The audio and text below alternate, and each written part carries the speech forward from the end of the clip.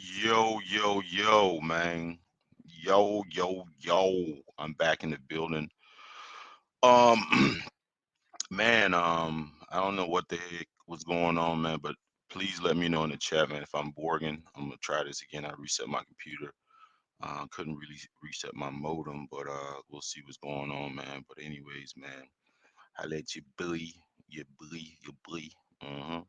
Triple BLACK, aka the number one stunner, aka the boss, aka mind, body, and soul. You already know what it is, man. Anyways, man, I'm back. I don't even know if I'm Borgin, but who cares? Uh, you know, black men, man. Shout out to Toya again, man. Toya the tutor always has something quality to say you know, when she gets on these panels and stuff like that. It's a different perspective. It's an objective perspective.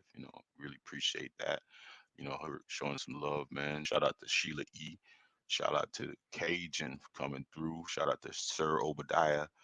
Yeah. But no, I mean I think this is a great discussion, and I think um, um, you almost have to be almost kind of humble in a way um, to have this discussion, like a real discussion about this, because um, there's um, there's a lot of there's a lot of young men, especially within the black community, that will put this in the back of their mind. They don't actually recognize a problem until it festers, and they end up in a really bad situation, and they have all that time to reflect instead of being proactive, and they get in these bad situations. They don't really recognize a lot of times the traumas that they've faced in the past, and how that that trauma could be a pathway to their destruction if they don't really recognize it and taking care of it, man. Because unless something traumatic happens to you in life, you don't really see some of this stuff in the back burner. I mean, it's a scary conversation to have, man. It's a very scary conversation to have, and I think a lot of men don't have this discussion because this discussion about mental health really um, I don't even know what the right word to say. I mean, there's such a stigma against it. There's such a stigma against it because you got so many,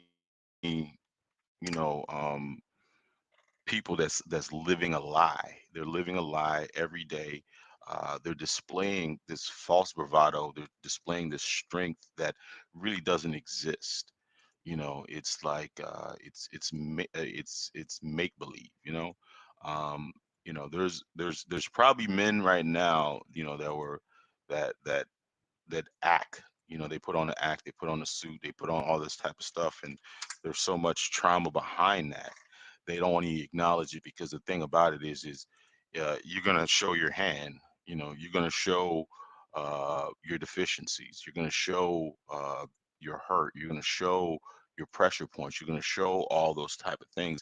And I can understand. It's a protective mechanism. You're taught, hey, keep your business to yourself. Don't let no people know your business. Blah blah blah. I mean, it works for a lot of people. It works for a lot of people, but um, it doesn't work for it. But this is the thing that you got to let people know, that it will fester. It will manifest it in one way or another if you don't know how to deal with it. And Toya said something very, very important. I think we need to take note of it. Inner peace is is is very, very, very, very important in this whole conversation. The people that are able to to somehow gain inner peace, be okay with themselves within. That's a very, very, very, very, very, very unique um, talent. I would say a talent to where you can self heal. You can self heal. You don't need other people to help you heal. Um, that's a very, very, very, very, very. I think it's a talent. It's a talent. Not many people can achieve that talent. Not many people can even um, be okay. I mean, not many people can't even admit to themselves that they are deficient in any way. A lot of people can't even do that, you know. And again, I don't want to make it a gender thing, uh, but there's a lot of people walking around right now that's living, fucked up lives, messed up existences. They're doing real destructive things, and you can't tell them nothing. You can't tell them nothing. And a lot of times, in the danger that is, they hide behind all these material possessions, all these material things that um, that they can kind of almost um,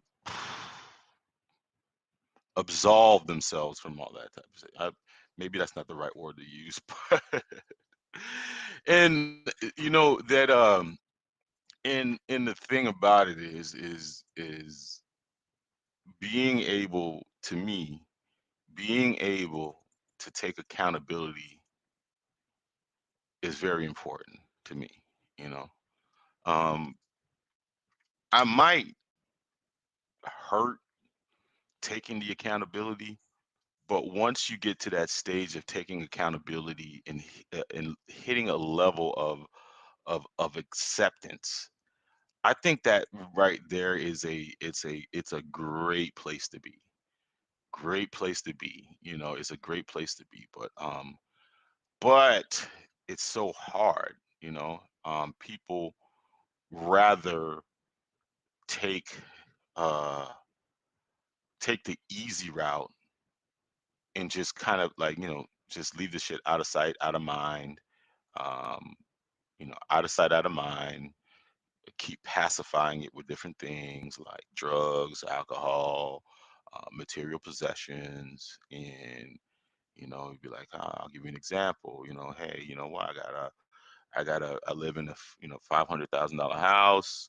I got a 50,000, $70,000 car. I got Louis bags. I got the bags. So everything that all the messed up stuff I did is justifiable. Because it's the American way. Kill or be killed. Kill or be killed. You know, but these things eventually they eventually wear off, and they eventually wear off. Of course, that house gets lonelier to be in by yourself. That car gets lonelier to be in by yourself. I mean, you can keep getting that new model of car. You can keep getting that bigger house. You can keep getting these new fake friends. You can keep getting, all these, the plastic surgery. You can keep getting the bags, but eventually those things are going to wear off. They're going to wear off. They're going to wear off. They're going to, uh, it's not going to be as valuable anymore. There's going to be a period of time where it wears off. You are not going to be able to pacify yourself. You're going to be forced to think about it. And a lot of times it's going to be too late. It's going to be too late. Again, what Toya was talking about too is like what we were having a discussion about closure and how like some people will not give you closure and and they won't give you closure. I mean, there could be a lot of different reasons why they won't give you closure. But there's going to be a period of time where people are going to get that closure all by themselves. They ain't going to need your closure, and then you're going to try to give them that closure, and they're going to be like, well, you know what, it doesn't mean anything. So that, I mean, you're gonna be in that space. You're like, wow, wow. I've carried this guilt and burden. I've done all this stuff, and you know what? That this person's already been set free, but now I'm trapped. I'm trapped. I'm trapped now. So I just say, man, I mean, hindsight being 2020, man, just try to get in a, I guess, try to be okay with yourself and try to um right your wrongs, as fast as you can, fast as you can. Sometimes it's going to take some time, some people have done some really messed up stuff in their life, and it's going to take, it can take some years, man. But the more you delay that, man, the more you're gonna hold yourself prisoner. You're gonna hold yourself prisoner, man. Not taking that accountability. I mean, it's gonna hurt. It's gonna hurt when you take the accountability, when you try to right your wrongs, when you admit that you were wrong. You're gonna feel messed up. You're gonna feel messed up. Um, the worst thing you can do is try to pacify it. Try to be out of sight and out of mind. Out of sight, out of mind. Deal with it. There's so many things that that that we so many taboo subjects that people don't want to even venture to. They don't want to even venture to. They don't even want to talk about. They just don't want to talk about it because there's so much behind it. There's so much behind it. Um, I, I, I like to give examples. I'll give an example. You know, think about that mother, right? That that had that one kid living, thinking, his his father. I mean, this guy that's raising him was his father, right? And because they were in a she let's just say she blamed the richer guy, or the guy that was more successful, uh, right? That's an example, right? And they were able to justify. I mean, she probably was able to justify it in her mind. This guy has more resources. He's able to give us a better life. Blah blah blah. Okay, I get it. All right. Yeah. You're doing the best thing for your kid, right? But one day you're going to be forced to realize that may have not been the best thing to do. You know, how, like, that old saying, if you lie, you steal, if you steal, you kill. That lie might, in the short term, is going to, I mean, may not cause any harm, because some people are good at pretending. But imagine if you had to keep living a lifelong lie, that you just had to carry it. You just had to carry that lie, and how much destruction that lie is going to cause. So you're trying everything in your. I mean, like, you don't want to give that lie up. You know what I'm saying? And then all of a sudden, I'm just using a specific example. And then all of a sudden, this kid that's thinking, "Huh, this guy is my father," or whatever. And then he gets older. He starts looking nothing like the family. He looks like nothing like the family at all, and you know this, and he doesn't know this. And then all of a sudden somebody comes around that looks just like him, and he starts wondering, hold up, I don't have any, I mean, I don't look nothing like these people, but this person right here, I look like, and then this person is claiming, hey, I might be, your father or whatever. Jesus Christ. I'm using an extreme example, but these type of things I mean, they happen a lot, a lot often than you. I've heard about these stories all the time. Um, they have these things called the was it whatever is in the dark will come to light, and when it comes to light, man, um, that lie can kill somebody. That lie can really present irreparable damage to that person's psyche, and and that's why I say, man, if right your wrongs, try to right your wrongs, man, before they fester out of control. Acknowledge them. And I think when Toya was talking, when you're able to self diagnose, and come to those places of peace by yourself, and because it's a talent, it's really hard. Not everybody's able to do it. Where you're able to self-assess the situation and get yourself closure, and give yourself that gift.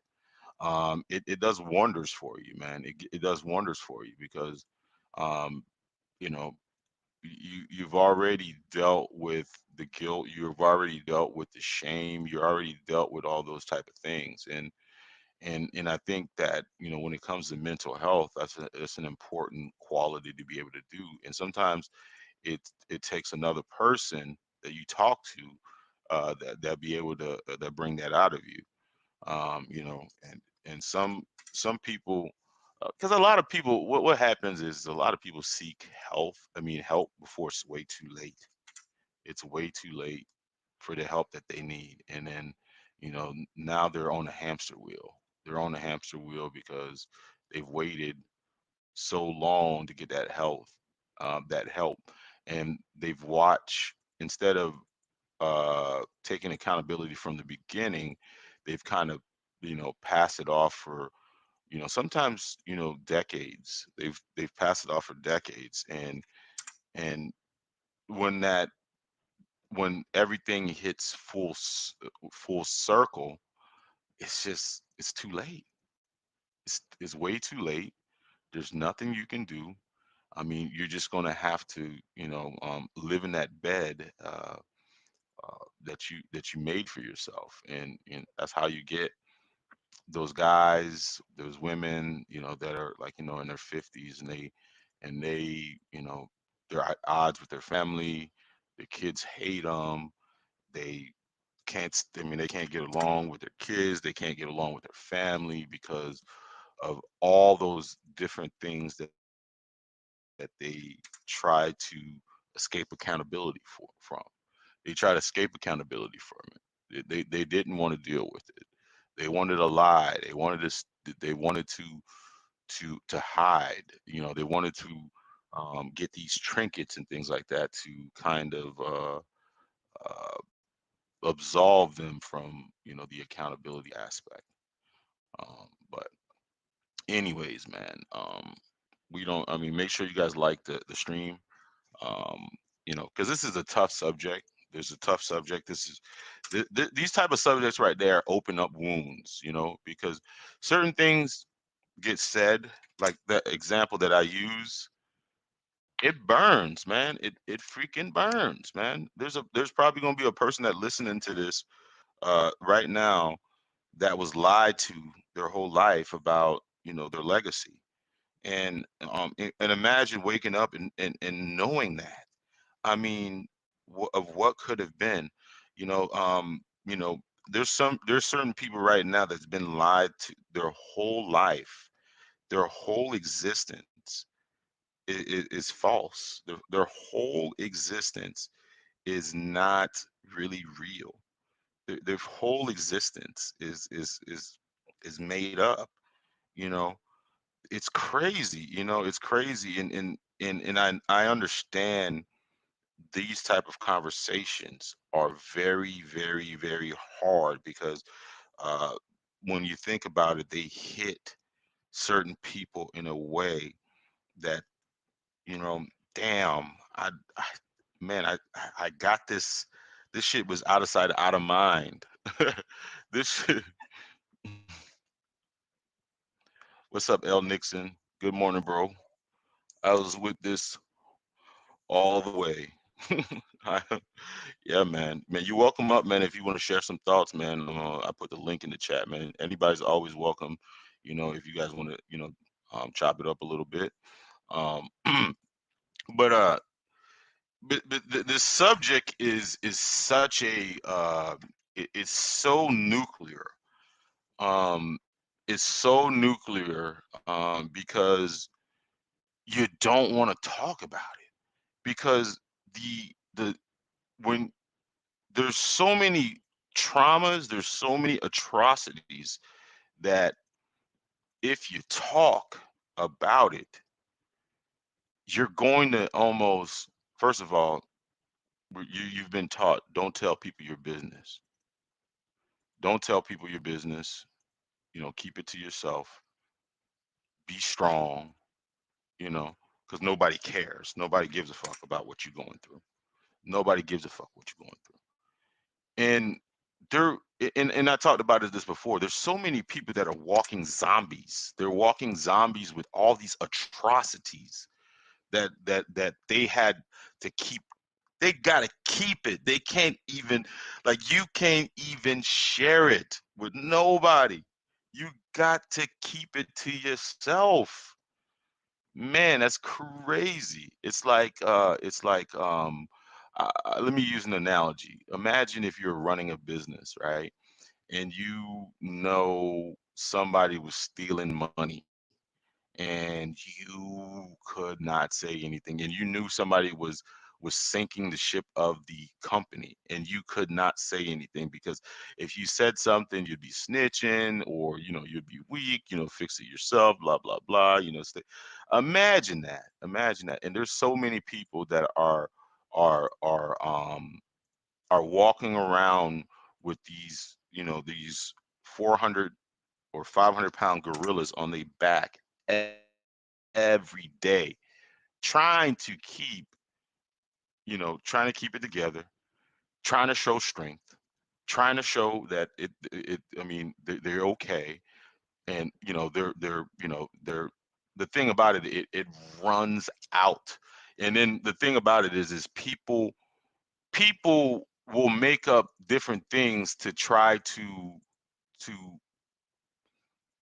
to block it out. You hear phrases like, "I rather cry in a Benz than cry in a damn Toyota." You know, long as I'm getting the bag, what I'm saying? Long as I got the money, long as I live in this big house, the thing about it is that house gets emptier, the car gets emptier. There's going to be a time where you have to face those things, those atrocities, man. There's going to be a time where you have to face those lies. Because the thing about it is, it's like the whatever is in the dark will come to light. People, whatever is in the dark will come to light. It will manifest itself in some way. It will manifest itself in some way. People be wondering why, you have these guys or these women or whoever, they seem like they have everything in life, everything that they can have, all the money, all the cars, all this, and they still want to off themselves. We talked about Will Smith. Will Smith was like, I guess he gave an interview, and Will Smith was talking about how there was a period of time that he wanted to off himself. And I'm thinking to myself, wow, Will Smith, at one time, Will Smith was I guess, the highest paid actor in Hollywood. He was the highest paid actor in Hollywood. He was I guess, the embodiment of black love. He had two kids that were destined to be stars and things like that. And but he had an abusive father. You know, he He has an abusive father, which I guess his father was around and all this type of stuff. He had abusive father. He had, um, but he had these things, these burdens. You know, he had a wife that was, you know, first of all, he went through a divorce. He went through a divorce, and he ended up marrying Jada Pinkett Smith, and he even said he regretted, leaving his first wife. So now he went from one wife, and then now he went into a situation. I guess on the surface looked like it was a great situation, but now it's, in the media that, it's not. It wasn't the ideal situation. He was going through a whole lot. But you think about it, if Will Smith, and a lot of people think like Will Smith is a weak guy now because he's sharing some of this information. He's admitting some of these vulnerabilities to the world, and he is being stigmatized. Because the thing about it, they don't, like, people think it's a joke, but you see all, like, I remember when it hit the fan. You see all these people that they're making videos about him, and then you see the memes of him crying. You see the memes of him looking like a chump. You see a memes of believe it or not, man, there's a lot of men that are probably going through this. Let me answer this phone call real quick.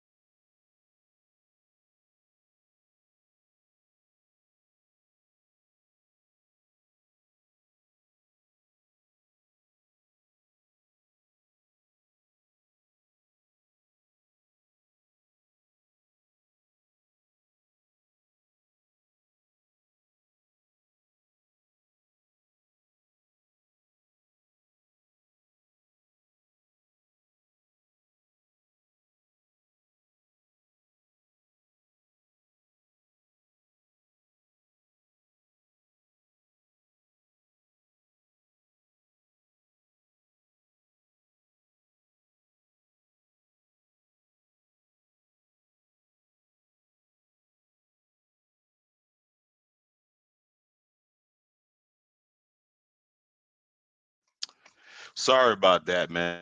Sorry about that. But no, back with what I was talking about. I had to take that phone call. Back what I was talking about, man. It's crazy because we see like Will Smith, someone that supposedly has it all, going through this embarrassment, which we call it an embarrassment, but this is a lot of stuff that a lot of men are probably going through, and and the fact that this guy had all this, he has all this clout, he has all this stuff, and he still has to go through this, and he's going through this publicly, and people are laughing at him, people calling him weak, people calling him. I mean, think about it. If you were a person that was going through this same sort of uh thing, would you talk about it? No. I mean, you probably wouldn't talk about it. You would want to hide behind it. And there's a lot of men that are hiding behind these type of things. You know what I'm saying? They're hiding behind these type of things, this I mean, this guy, you know, um is the highest one of the highest paid actors, worth, I don't know how many, I'm not pocket watching. And his wife is still seeking, relationships outside of their marriage with, young men and things like that. And she's actually going on shows and and talking about the lack of satisfaction that she's getting in that relationship. You feel me? I mean,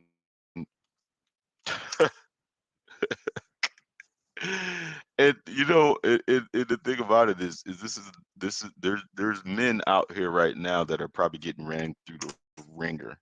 They're getting, lambasted on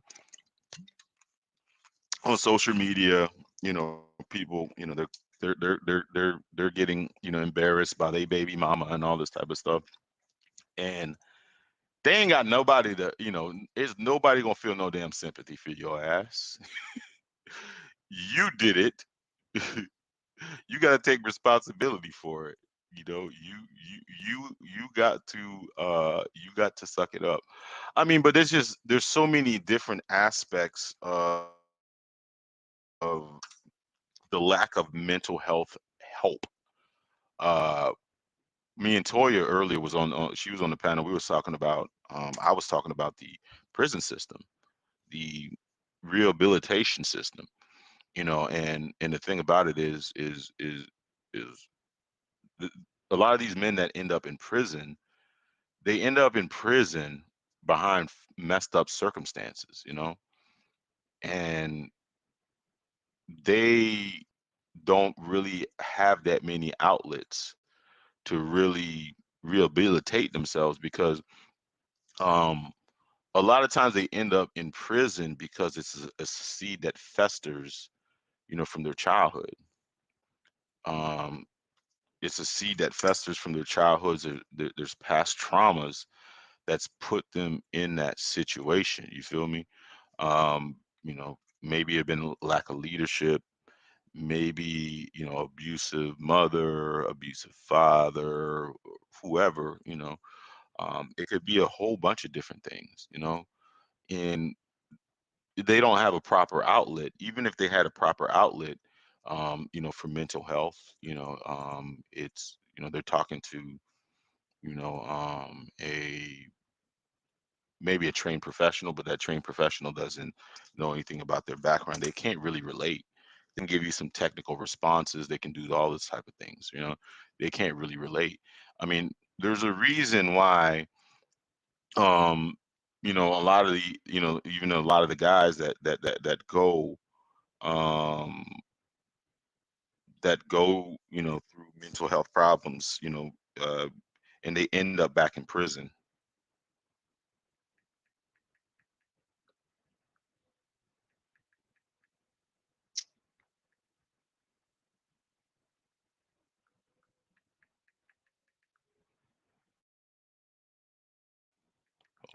Blue wave.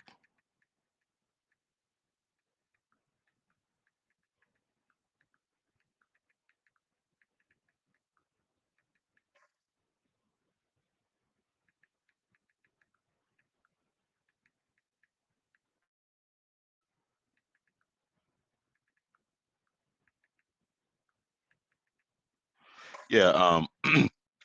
There's I mean, the thing about it is, do you really have an outlet? No, you don't have an outlet. You don't have an outlet at all. In most cases, um, even, your peoples, your buddies or whatever,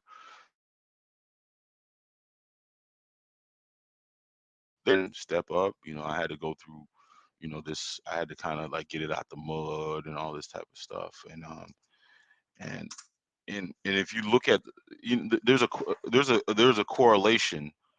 There's a correlation. A lot of times, when you have, let's just say an example. When you have a guy, right?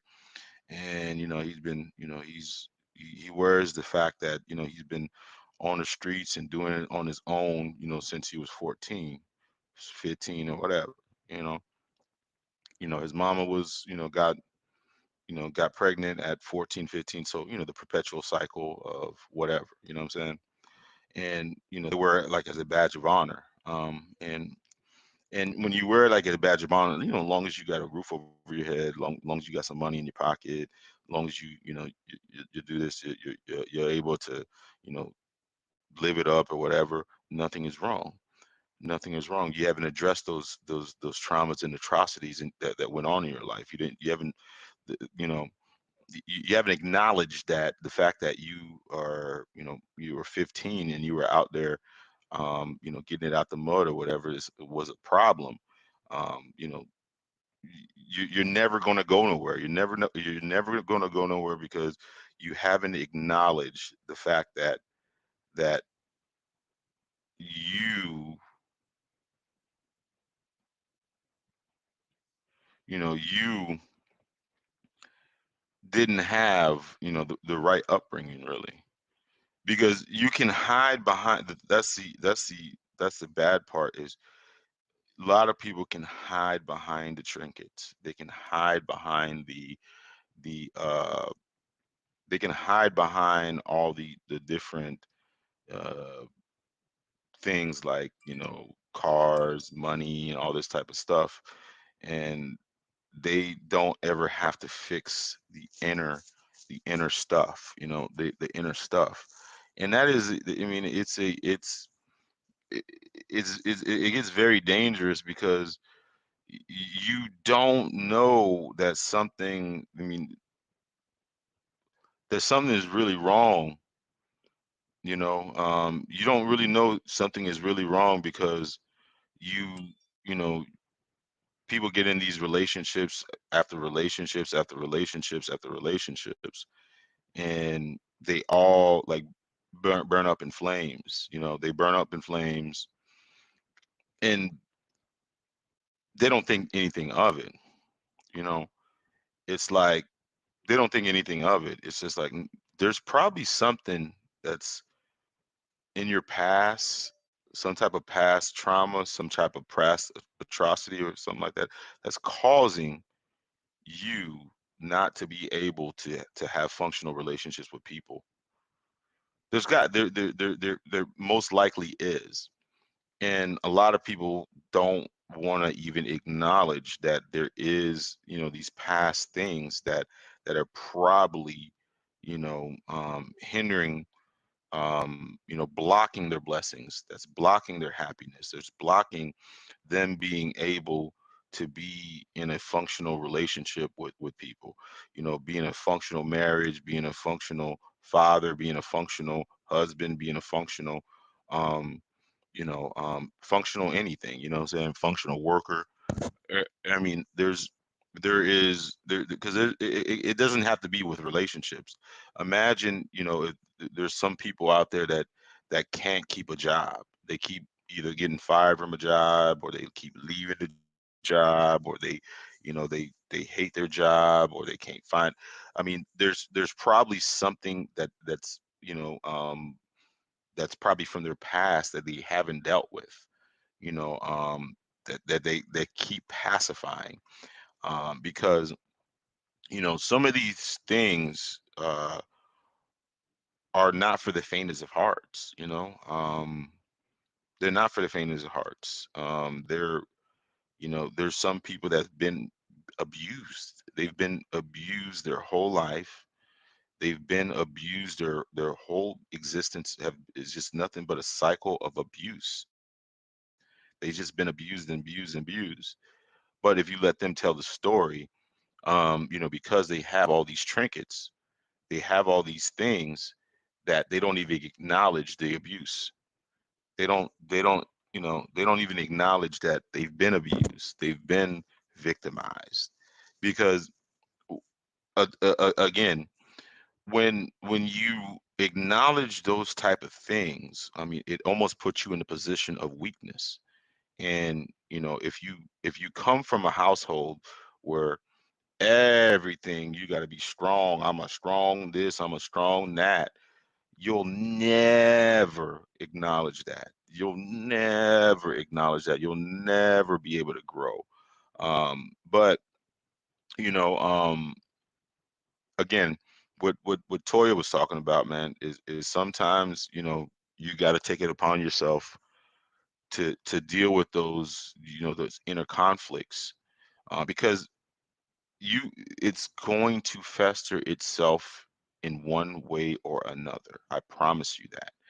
And the more some people try to run away from these sort of things, these traumas and things like that, the worse it's going to get. You're going, that's why you'll have that 50-year-old dude that is having that midlife crisis or that post life. I don't even know what you call it. They'll have those crises in their life because a lot of times it's something that is from their past that they didn't really deal with. They didn't really deal with. It's something in their past that they didn't deal with. That person, again. Um, I'll give you another example, and this is another example that you don't really think about. Think about that person that's been broke their whole life. They've been broke their whole life, and they've never had any money, and then all of a sudden they get money. They get money, and then they completely lose themselves. They completely lose themselves. They completely they but the thing about it is it comes out like it just comes out because they've never had money before. They've they've never had that kind of money before. They've never had that kind of money before. But a lot of times they act like they've had that type of money before. They really haven't. Really, they've been lying to themselves about having that type of money. You know, and all those stupid things that they haven't dealt with. In their life. I don't know. Every time that Wi-Fi thing, I think I'm gonna start Borging or something like that. There you go. Uh, I think that's the correlation to it. But anyways, they they uh they lose their mind. They start doing all kinds of crazy, stupid shit after that they didn't have. That like I'll get that guy Henry Ruggs. Henry Ruggs. And I feel sorry for that guy, man. I feel sorry for that guy. He came into money, and look what happened to him. And he probably he had a promising football career, but now it's probably going to be all ruined, because he just didn't know how to handle it. He just didn't know how to handle it. There's a reason why he's in that car doing 165 miles an hour. He's doing 165 miles an hour in a car, with his girlfriend or whatever. I mean, come on, man. What are you trying to prove? What are you trying to mask? What are you trying to prove? What are you trying to mask? I mean, it's crazy. We don't think about these things. We never think about these things, man. We don't think about these things. Um, I just say, man, if get to a place where you can get to that self peace, man. That peace. If you can create it for yourself, I mean, to me, that's a special skill. A lot of people can't really do it, but you got to acknowledge, your past atrocities. You don't live in them. You don't have to live in them, but you have to acknowledge it, man. You got to acknowledge it. I mean, I mean, what I was trying to say is just don't run away from them. Just don't run away from them, because you know it's going to rear its ugly head one way or another, man. I mean, just don't run away from them, man. No amount of money, no amount of women, no amount of what's the name is going to to protect you from that. And you got to get to a place of peace, man. Get to a place of peace. If you can do it for yourself, use all your resources to do that. But I know it's not easily achieved in this environment, because there's such a stigma. There's such a stigma against mental health. Um, you don't want to be the crazy one of the bunch. So you must pretend, through a bunch of different means, that you've got it all under control. You know everything. You've got to, you know, um, you gotta you gotta put on this, this bravado. You gotta put on all these different um, protections. You got to put on all these different things, to hide the fact that you might not be all right inside. That car in that house protects you. It's not gonna protect you, man. It's not gonna protect you, man. That's why you have, like, man. Again, I gave the example of Will Smith. I mean, he's just one example. You got, what you had that dude Robin Williams. You had the dude from that just got, what's this guy? What's the guy's name? Michael Williams or something like that. You got a lot of these guys that are, um, you got a lot of these guys that that you think that have it all together, man.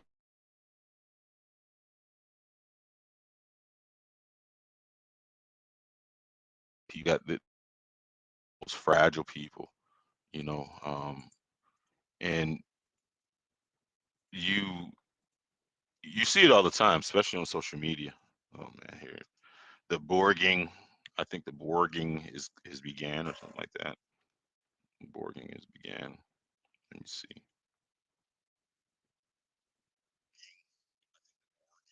No, no, it's not. No, it's not. Maybe my bad. But anyways, man, I'm gonna go on for another 10 minutes.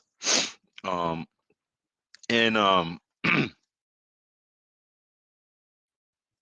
I think it's very. I mean, it's very important to really acknowledge these type of things. I know it's meant for a very uncomfortable conversation sometimes, but I think it's need to be had. Let me take a look at something real quick. Share. I shared something. I mean, let me see. Share screen. Window. Tab.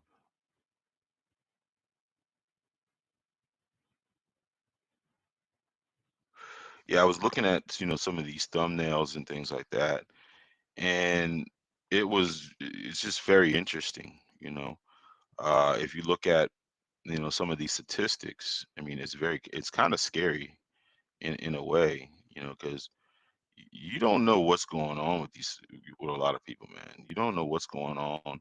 It says mental illness in African American community. 1 in 5 African Americans are 20% more likely to develop mental illness during their lifetime than their white counterparts. 1 in 25. What? 4%, what? I don't know what that means. Suicide is ranked as the third leading cause of death in. That's crazy right there. That's a crazy statistic, man. That's a very crazy statistic. And I wonder why this conversation is um so stigmatized. Well, a lot of other people are more than willing to have this conversation. It befuddles me why, like, these conversations are so, um you know I mean, let's go on YouTube. I'm gonna go on YouTube real quick, and fair use, fair use, fair use, fair use, fair use. Let me go on YouTube real quick. YouTube, YouTube, yeah, YouTube, YouTube. Okay, all right. Let's stop sharing, but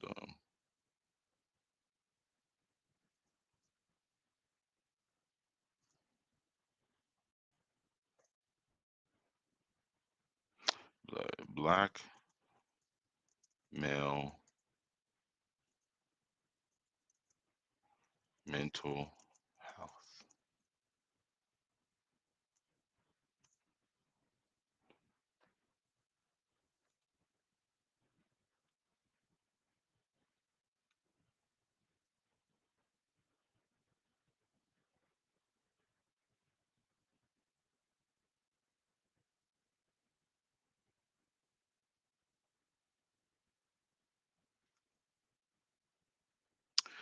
I just went on YouTube real quick, and this is the issue. Um,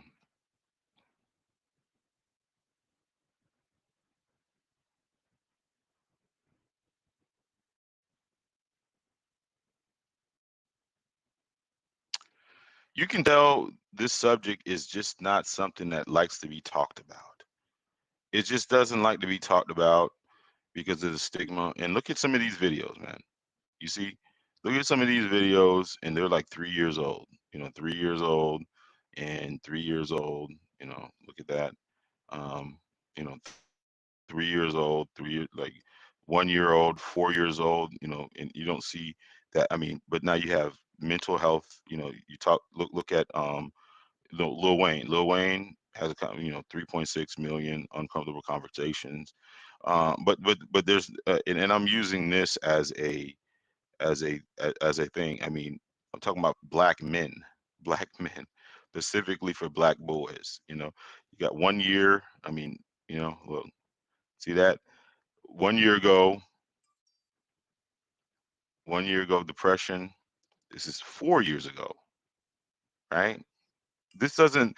I mean, y- these are old videos, and this is not something that really gets talked about. You can tell. You know why? Let's look at this.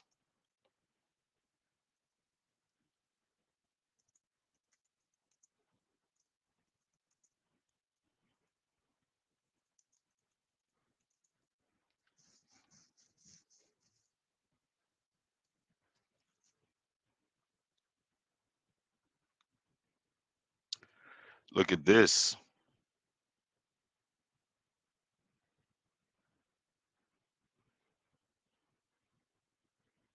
Well,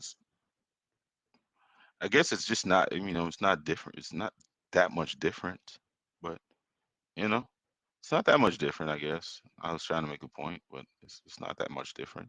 Oh, look at my video. My video's right here. Okay, all right, let's go. It's not that different, but let's talk about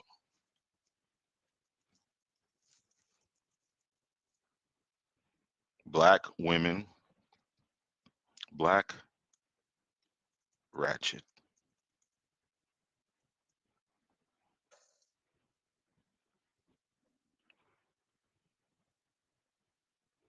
Like like some off-brand conversation. Let's see this. Uh, oh no no no, hold on. No, let's see,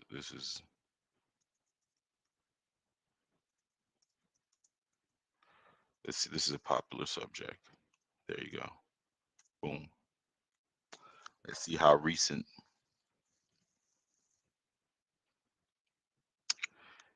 Why? We're damn. We love to talk about this type of stuff. Look at the numbers about this stuff. Why? Look at all these numbers right here. Look at the amount of videos. Oh no, let's even do better.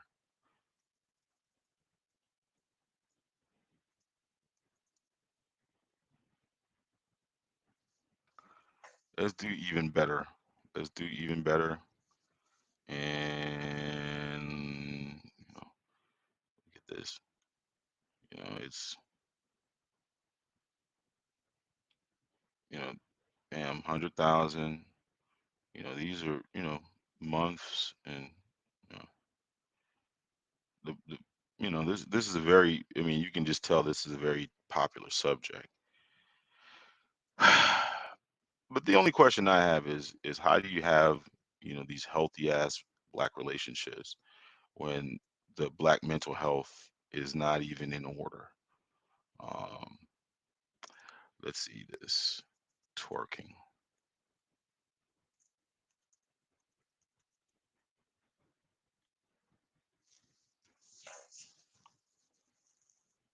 Look, look, and I'm just you got black mental health, and this is the point I was trying to make. Look at this, you know, look at this. You have videos after video, but look at this. Two was it 244,000, 2,000,000, 2.5 million, 876,000, 3,000,000, 1,000,000, 36,000, even on the low end 4,000,000. Look at this. I mean, come on, man. Come on, man. Oh, we got a troll, maybe? Go ahead. I had What's up? What's extreme. up, dog? I ain't no troll. How you doing, man? I was doing pretty good, man. I mean, hold up. Was it Triple Black, aka somebody was in here? Hold up. Remove. No, never mind. Never mind, man. My bad, man. I got the wrong. What's going on, man? What's going on? Thanks for coming Shit. up, man. Showing some love. But I was making a correlation between this. Look at this. Yeah. TikTok work videos. You got 20. 134,000. Let's go back to Black mental health, right? Black mental health, and I'm just gonna put that keyword in there, and we're gonna see. You saw those numbers, right? Right. Let's look at these numbers. Let's see how many videos we have that's in the millions. The first one is in the millions. Even on that one, my video's trending. I mean, my video's trending. We got Trevor. Wow. You see that? We got Trevor Wow. That shows you right there. right there. You see? Look at that. Look at and these are 3 years old, Yeah. 1 years old, 10 years old. Look at 10 years old, 10-year-old video about mental health, right? And there's only 33,000 views. 10 years. Yeah. You see that? I mean, it's look the start of our mental health is dealing with this society, but the thing is, if if black people won't take the look that they're supposed to look, so like I used to be a student of Dr. Amos Wilson, and he say, look at the society first, right? People go with the he say, she say back and forth, saying ever since early '90s and shit.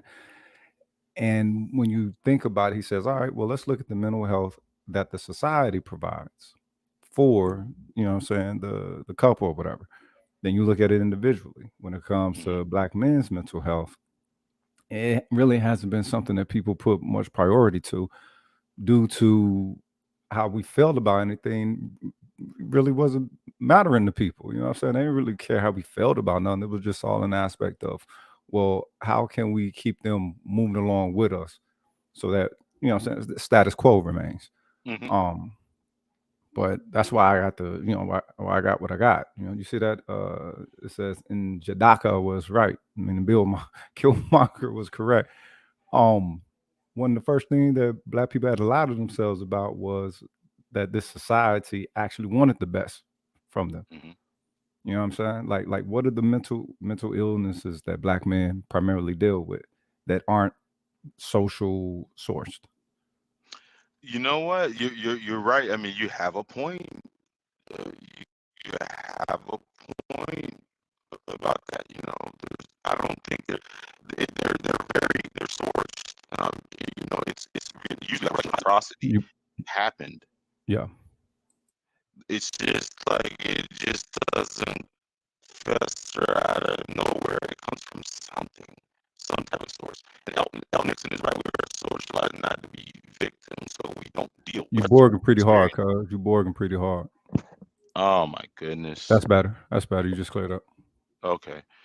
I don't know what the powers that be. They don't want me to have this conversation, but Probably not. Probably not. Though. no, El Nixon is right. I mean, we're not. We can't be victims. You can't be victims, so you can't deal with those experiences. So you have a lot of people that are walking zombies, and what you said is right, man. A lot of these mental health illnesses are, I don't know. I want to say by design. Um, Yeah, it's not okay. It's not that it's by design. Is okay. A lot of time when we look at the design, or somebody might say the system or the matrix, whatever the fuck, they refuse to add a culture to it. Like it mhm, just exists within the vacuum and operating upon itself as is, that it's desired to do. mhm, It's like, nah, this shit come from a culture. It comes from a specific culture of people, of a people. If you look right, into the history of those who crafted this shit, you have to look at what our value was to those people in relation of, you know what I'm saying, let's say competition. Let's say when things are balanced as far as it goes with resources, you know what I'm saying, legacy, all that. Who mhm, gets they shine on more? Because it's really that's what it really seems like it's about. Keeping black men unable to compete, and also it's just like when people start talking about the law and shit, right? The okay, but it'd be different if we couldn't attain levels due to lack of competence, right? And everybody runs the same maze, right? And let's say the most difficulty that some people run in the maze is running into areas where they gotta double back and go a different route. Well, for us, the maze is full of booby traps. Everybody else don't have to deal with those traps in the maze like we do. They might have to deal with the difficulty of having to be within a maze, but they ain't no motherfucking spikes in the Temple of Doom shit coming at them as they try. That's just the button that's pressed for us. Now, if we can admit to ourselves that this is how this shit is set up, then we move into a greater aspect of being able to navigate. Right? You're not right. pissed that the spikes is coming at you because you know the motherfuckers is there. But if you're allowing yourself to live the illusion as everyone else and saying, well, ain't no spikes there. Well, ain't no spikes for them. Right. You know what I But mean?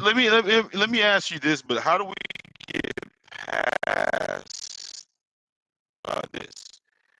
Let's just say you're that guy that was able to succeed, achieve Yo, you the borging hella job. hard, cuz. You borging hella hard. Let me see if I And I know you got a good connection coming through. But you gotta, man, am I better now? Nah, still just as shaky. Man, That's I don't better. know what. That's better right there. I don't know. Maybe it's something with how where your distance is on the mic or whatever. But Yeah, it could be a bunch of different things. I just don't even know what's going on with this Borgen, because that's all right. We got you though. What was your question? Because this is going to be. Well, I mean, okay, how do we get past this, right? You know, we've been, you know, you can pacify your mental health through money. Like, you know, like Will Smith, right? I use him as an example. He's worth $400 million.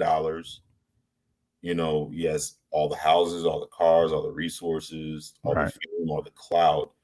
But he just actually revealed that he had a period of time where he wanted to off himself.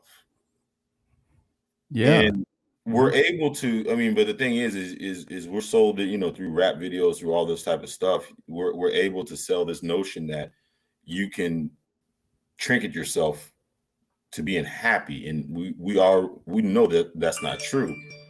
But you know, you have a lot of guys, you know, young men that are willing to look past that and chase the bag or whatever and think that's going to be their salvation. Like, how do you, like, you know, you still keep them on that path to, you know, to achieve that success, because you know it's a little bit easier to be successful, you know, and achieve happiness. But how can we let them know that's not the end all be all? A lot of times, a lot of stuff comes with that if you haven't dealt with your past traumas, that you're not going to be able to deal with. I mean, I think, you know, no diss to them, but I think this is part of that boomer syndrome. The fact that they are the children of the silent generation, and the silent generation, all they wanted was to amalgamate themselves 100 completely within the system. They was willing to, and this was, you know, was during Jim Crow days. They were willing to look past being lynched. They wouldn't look past being devalued, all this shit, just so that they could become the type of citizen that they thought the United States wanted them to be. So now that a boomer, you know, that group was the first group that was actually able to partake of the American dream in a way that they thought they were supposed to. And so, you know what I'm saying, once they make their bones, the value becomes that, oh, well, this is the way. This is what they say. Education. You can get it through education, or you can get it through whatever. Notice it has nothing to do with becoming a more well-rounded person overall. It's just that, oh, okay. I mean, you can be a terrible soul as long as you have a degree. Exactly. And it's like, all right, well, you just want pure navigation within the system. So it's like, well, for what reason? For you know what I'm saying? It's like, why is it that y'all don't feel like you're losing yourself? Well, they feel that they're gaining something. The same reason why motherfuckers buy Jordans, even when they ugly. It means something social wise. But from a cultural perspective, we have to tell ourselves, what does it mean for us to be an American to ourselves versus what we think being American is to this damn country. You know what I'm saying? Black people like to give themselves illusions, and the illusion is the same reason why motherfuckers buy Jordan or whatever. You want that value upon yourself.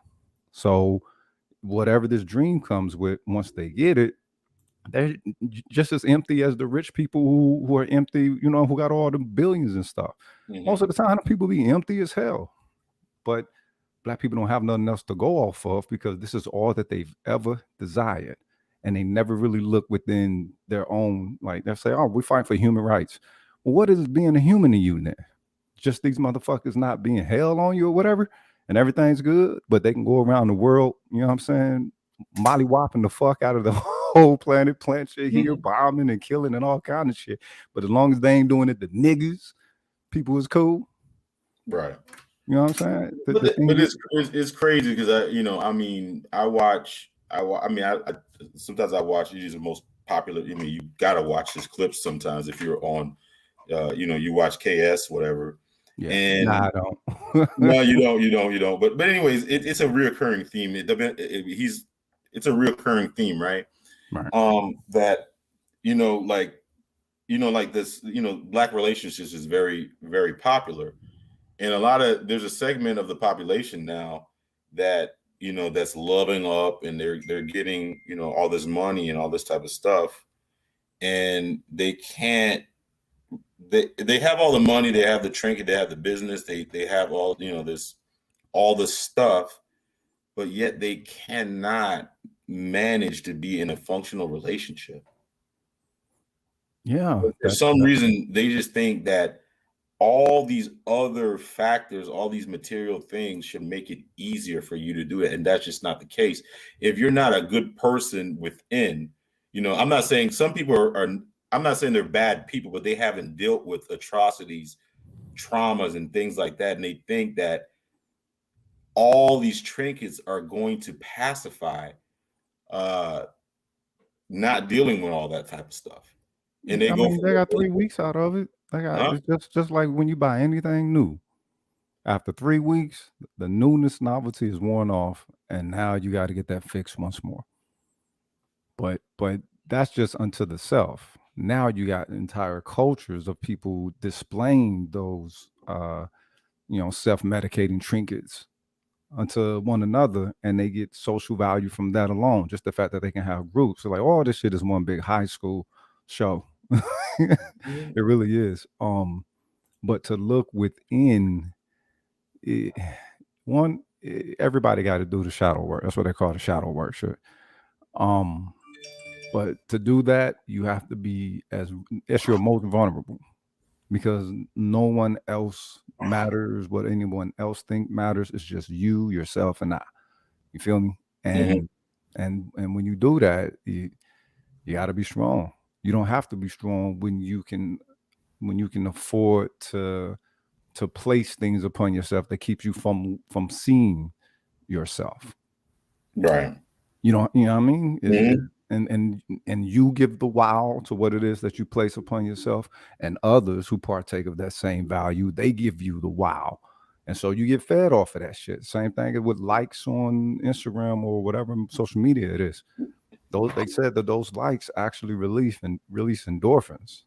So it's like, the happy chemicals. So, yeah, I mean, but it's anything with a strong foundation is always going to collapse. Why don't people realize that? Because it's more than one. It's more than one avoider holding the shit up, dog. It's a look.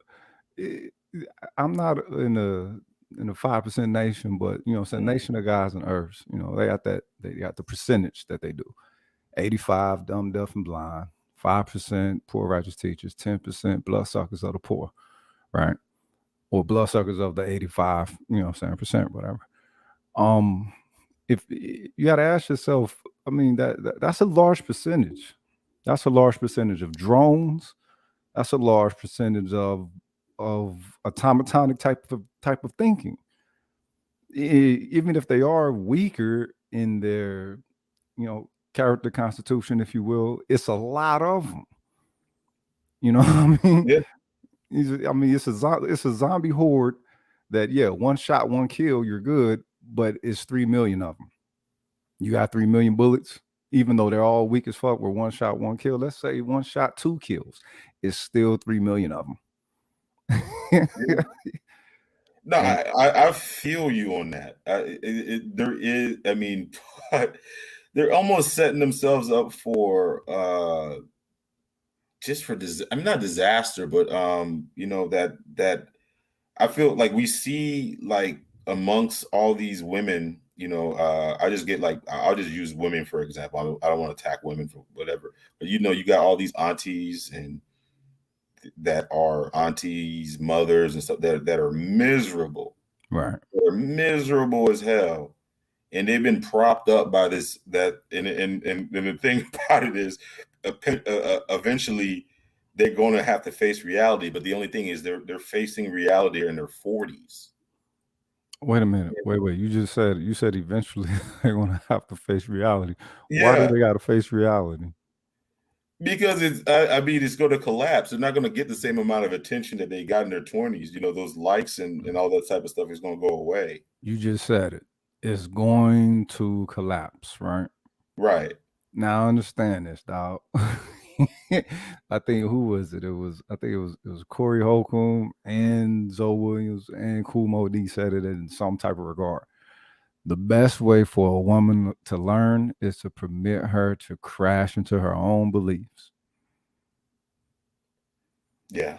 They have to crash and burn to learn this lesson. because the thing is, they're dependent upon this society, while avoiding that it also drains them to the point at which, you know what I'm saying, we're drained by it. But they, you know what I'm saying, they've been permitted a little bit more permittance, a little bit more ease of navigation, if you will. And, you know what I'm saying, they can live off of that high.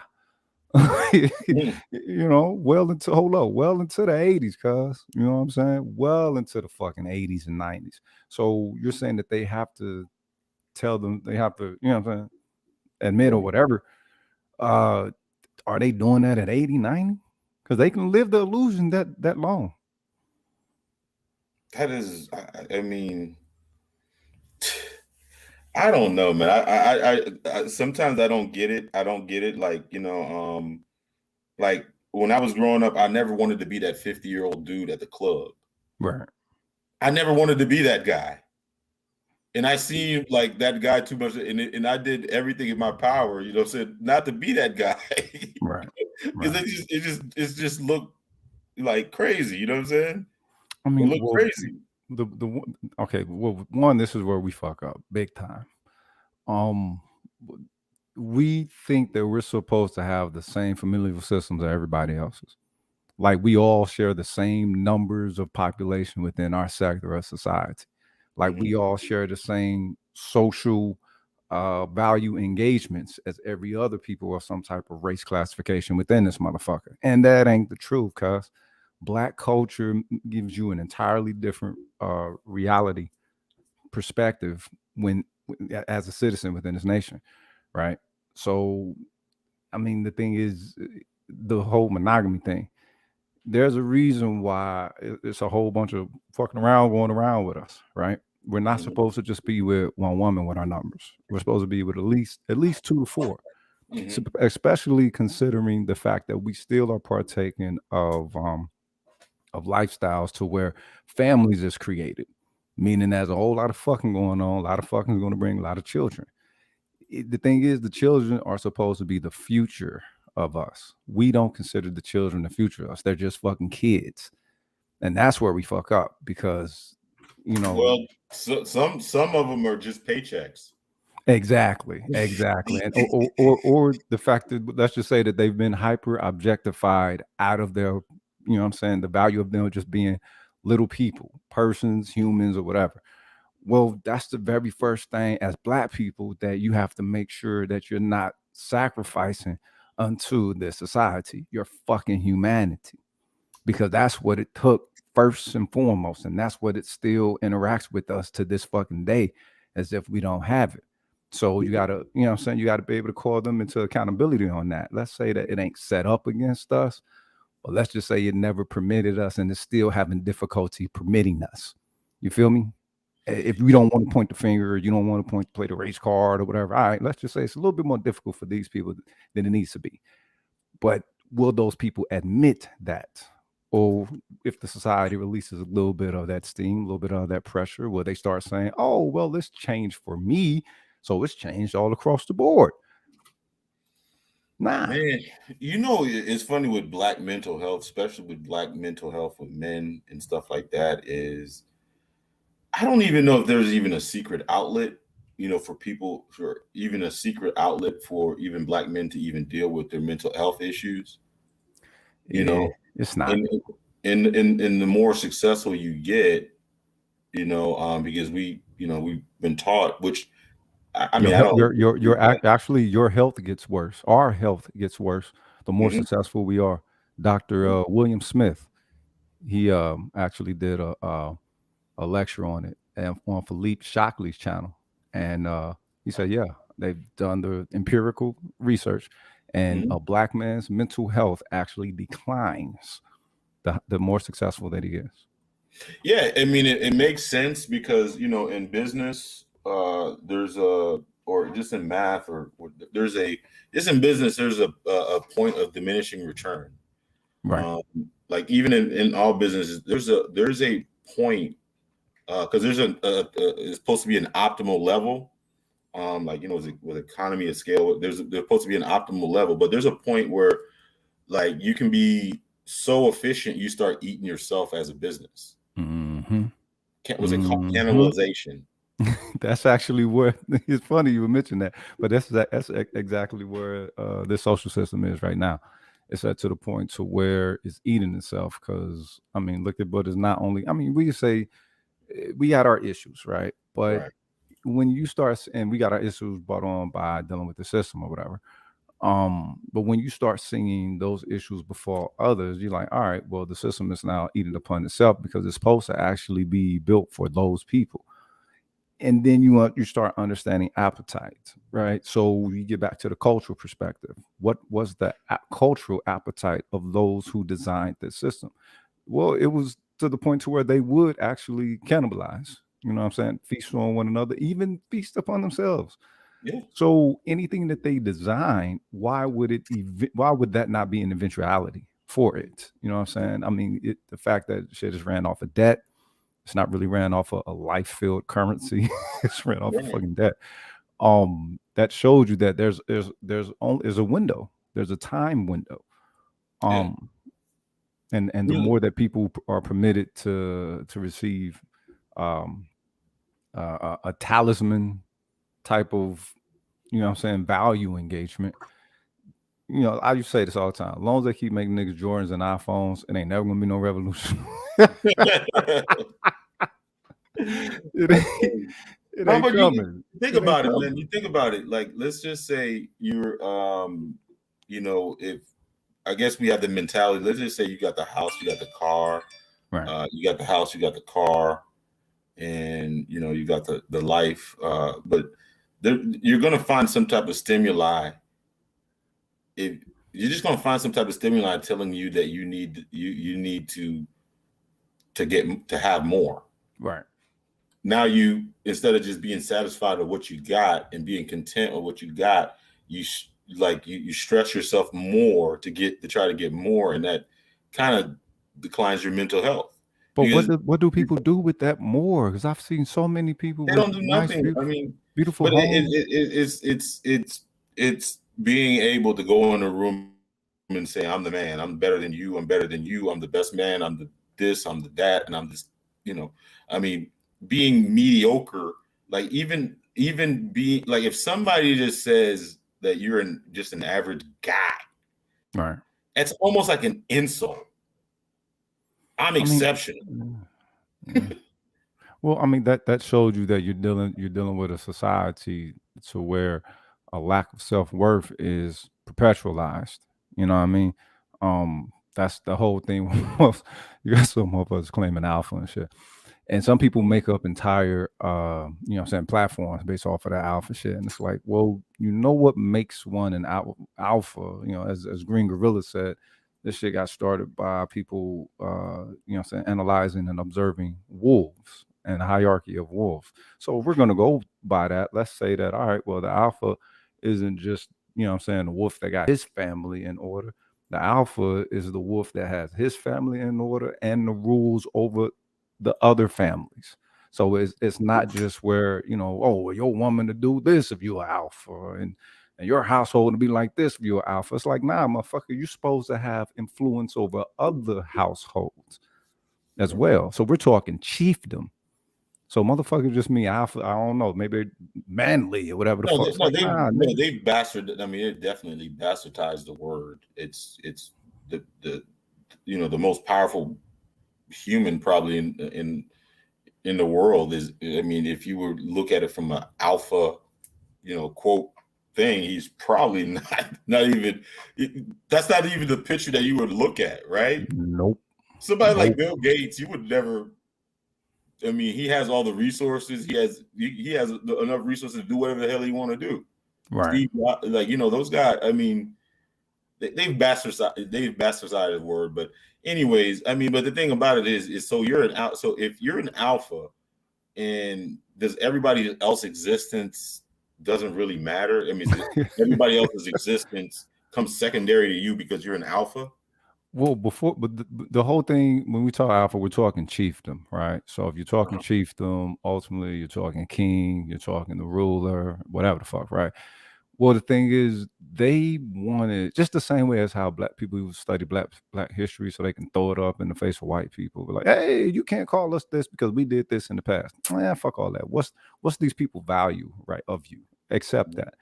The whole thing with the alpha is like, okay, you're in a situation that won't permit you to be one.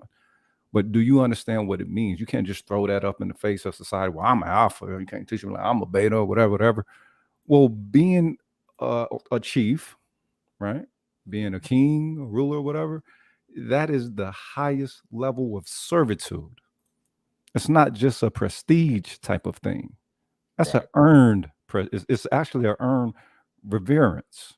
Same thing with reverend or whatever the fuck. You feel me? It's a position of a servant. But you're serving the entirety of the kingdom. You're serving as the highest aspect of symbolism, the highest aspect of principle, the you know what I'm saying, the highest aspect of civility, ruling through that. You know what I mean? These motherfuckers just want to get their bitches in line, cuz there's a difference.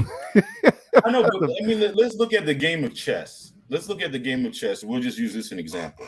Right. What is good of it? I mean, how does a king survive without a queen or any pawns? You can't. And can't. No. And they have to be under the mentality that you are of the highest value. Right. But what is the reason to protect the king? That's what's been lost. Even declaring a motherfucker as king is an issue for people. But once that's done, all right, what is the reason to protect the king? What does the king symbolize? Now, the king's supposed to symbolize God, all right? Hence why they wear the crown, the corona, whatever the fuck. But the king doesn't symbolize God for himself, for them to be praised. You know what I'm saying? It's just like, all right, well, this person is able to set the highest example of that. That's what makes them the servant. That's the connectivity of it. It's a servant's fucking position. Right. It is not a position where you just get your shine on and stunt. You know what I'm saying? And throw your chest out to the other fucking silverbacks or nothing. Right. You know what I mean? But is the king supposed to dominate the tribe or whatever the group? It's not that the king dominates the tribe. Is have you ever watched Naruto? No, never. Hey, Naruto's some deep shit. It's some deep shit to get into if you ever watch it. But they got a saying in there. It's like the king isn't the person who gets everyone to respect him, but the king is respected by everyone. You know what I mean? It's not a dominating thing.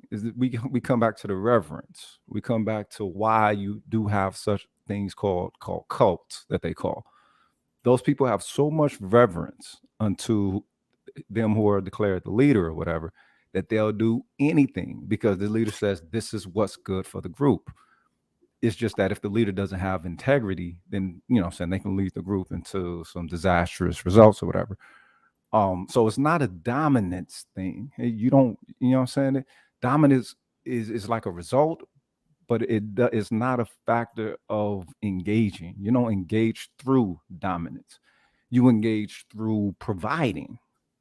Right. You know what I mean? Yeah. Well, I wanted to dissect the word, like when it comes to that word alpha, is it synonymous with that person or that thing being the alpha of the group, or just an alpha in general? I don't know. I just think really, okay, so all the shit come from pilgrims, cuz, you know what I mean? First and foremost. So I know, because I asked that question is let's just say if two alphas go together, one of them loses, is that person stripped of that, I guess, of that title of alpha? Now they become beta because they lost to another alpha, or are they still alpha? I mean, I don't know. If we're talking about the animal world, most of the time when the alpha is dethroned, they're not connected to the pack anymore. They're not permitted within the pack anymore either. So they probably, get banned to the wilderness, fend on themselves, and die out, because it's very fitting that we think about it like this. You're not supposed to not be associated with a pack. you're always supposed to have a group. Is you know what I'm saying? That's the way that this world works. Living things within this world works like that. Group settings. It's not supposed to be any individualism to the point to where it becomes toxic like that, because that's just the way it is. But here, but again, notice, you know what I'm saying, cats will try to wear the mantle of an alpha here and try to project themselves on other cats. It's like, all right, well, project that onto this reality. Like who's that? Nearly Fuller Jr. says. He says, all right, yeah, you can be all hard and super thuggish, but against other black people, you're saying what you're going to do. Take that shit over to Pleasantville, and let's see if you still act that way. Nah, you're not. You're going to, you know what I'm saying, subdue certain things about yourself. You know what I'm saying? And it is what it is. You know, again, if you got a lot of people in the zombie aspect of absorbing this shit, how can the real how can a couple of real needles in a haystack that's about 1 billion kilometers, how do you find them? I don't know. I mean, like I'm just trying to study this because that word gets thrown around so much. Like, you know, alpha male, alpha. You make motherfuckers feel good, cuz that's then just then you got females saying that, oh, I'm an alpha female. I Like, heard that bullshit. I'm an alpha female. I'm a boss of this. I'm a boss of that. Every time I hear that shit, I say, bitch, please. I mean, but the thing about it is like, what are you all like? Because there's always going to be somebody that's better looking than you. There's always going to be somebody that's stronger than you. There's always going to be somebody that got more money than you. There's always going to be somebody that is smarter than you. There's always going to be something that's better. If alpha at the top, I mean, is it super alpha? I mean, super alpha. Who gets to distinguish? Because I can call myself an alpha. There might be a subject that I feel like I'm superior than a lot of people, so I can be alpha in that subject. But I can say, you know what? Because I'm so great at this, I'm an alpha, right or wrong. Like if you're a master chef, are you an alpha? I mean, but no, that's just unto yourself. Alphimism has nothing to do with individuality. It's a connection. You're only an alpha through a connection to others, and not because you call yourself the alpha. It's because you perform as such, and others, you know what I'm saying, react appropriately. That's the one thing about, you know what I'm saying, the alpha. You ain't gonna know you are alpha of your own volition. Motherfuckers will tell you, or they'll interact with you as such, to where you understand, well, it's a certain different perspective how they engage me, how they might engage someone else, and you can view, you know what I'm saying, quality levels with that. You don't tell yourself you're a fucking alpha because you don't need to. It just is. It's like, you know, Bruce Lee had a saying. He said people always ask me if I can fight, right? He said, well, if I say yes, I can fight, you would think me to be a braggart.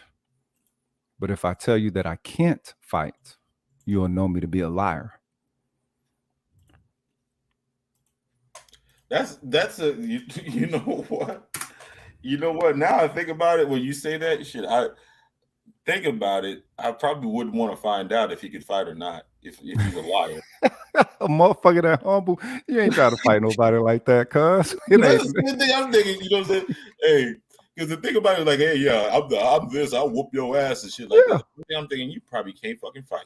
Yeah. You know, you probably can't fucking fight. Yeah. The thing about it is nah. That's a good thing right there. He's like, yeah, if I know he's a liar, shit, he might whoop my ass. Exactly, and that's the way that I play it. It's like, all right, look, if I'm ever to get in the fight, I'm begging him, yo, please, I ain't trying to get in no fight. Can you fight? Yeah, I can fight, but I don't want to. Because you motherfuckers be on that braggart shit and that ego shit. Y'all think shit's a game. It's like, yo, cuz this shit is real to some folk. And you know what I'm saying? Some people actually pride themselves on a principle of being able to engage as such. Right. I had a homie used to say all the time, he say, anybody want to fight me? I say, hey man, you like you got some, but you ain't got enough. For real. Because it's, I mean, that's the whole thing. People want to project some type of image, and it's easy to do that on the internet. You know what I mean? But nigga, I'm as throwed off the internet in real life as I am on this bitch. Cause fuck the I world. remember one time I was in college, right? And this one cat, so we were in Kansas City, and I guess it's like gangs and all kinds of stuff, right? So, I'm from down here. I mean, where I'm from is we don't see none of that shit, right? Yeah. So I remember one time we were eating breakfast. I was a football player. He's a football player too, and we were at the toaster, right? Mm-hmm. And then he cut in front of me, and I was like, damn, what's that? I mean, I was on this toaster first. He's like, and then he kind of looked at me like, we got into a little exchange and shit, right? And then he was like, yeah, don't get smoked over this toaster. Oh, I was like, what? And then I was like, all right. I was like, bruh, you got it. If you want to dig deep and try to smoke me over a damn toaster, dog, you got it. You know what? Matter of fact, I'll toast it for you, and I'm gonna sit my ass down because I don't want. Come on. And then when he realized, how stupid he sounded when he said so I was like, man, you gonna shoot me over a goddamn toaster? Yeah. I would ask a nigga, hey, how much time did you do, nigga, with that type of mentality? Right. I mean, but the thing about it is I had to make him. I'm like, bro, I was like, you can't talk. If I was like somebody else that was stupid, that caught right there, that little hiccup could have cost you your life. Right. Just that little tough guy moment. If I was crazy, I mean, well, the thing is, anybody threatening your life is a threat to your life, and they should understand that. All right, look, I know that's a flippant thing from wherever you're from, but you know what I'm saying, over here we take shit like that very seriously. Exactly. And I don't know, you know what I'm saying. I'm a little, like I said, I'm throwed, cuz so it's like I won't take too kindly for that. It'd be like, now I ain't said I would cause a scene, but I'd be like, okay, all right, bro, all right, I'm gonna catch you. Not no catch you. No, you're gonna have to fulfill that now. Because you just you threatened my life, and now I ain't gonna jump up in your face, but here's the only opportunity you're gonna have. Now I know that you have such a mentality. And I ain't saying you need to be watching your back if it don't go off now, but I understand where you are. And I mean, you know what I'm saying? It's like, nah, I want to get the full understanding of this before we part. Is you know what I'm saying? It was not me, and we ended up being cool with each other and stuff like that. We kind of looked at the situation, but I was just like, bruh. So where was homie from talking like that though? Oh, he's from Kansas City.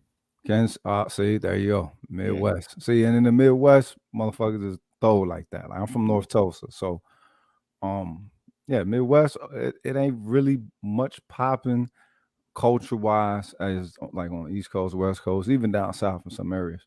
Right. So the only thing that you do, you know what I'm saying, a lot of people who got the poke high syndrome, you know what I'm saying? Motherfuckers always high school, a lot of drinking, a lot, you know what I'm saying, drugging, whatever, night kicking it or whatever. But other than that, nothing that expands people's perspective outside of adolescence.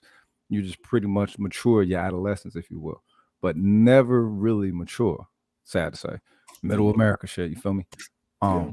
But and that's the thing. You do have some cultural perspectives that you got to take into consideration. You know what I'm saying? The society as a whole isn't all under one specific culture. Yeah, some factors of the cultures are aligned, but it's not just one solidified culture. But when it comes to shit like that, I don't know. That's the hard part. That's like, if you think about it, I used to be part of the pro-black sector, and they tend to romanticize black people, you know what I'm saying, as a whole. And it's like, well, your brother, your sister, you always supposed to love them. You always okay, I get it. But what about the social conditioning that doesn't favor towards projecting that linking of the whole brother-sister thing? You know what I'm saying? At what point are we judging that? All right, whatever monolithic linkings, harmonious linkings that we're supposed to have, we're not able to give those everywhere to each so-called brother and sister, because if it's not a value system of them, is it wasting it, or how much do you push it? As far as with, you know what I'm saying, the brother sister thing, it's what we're supposed to do.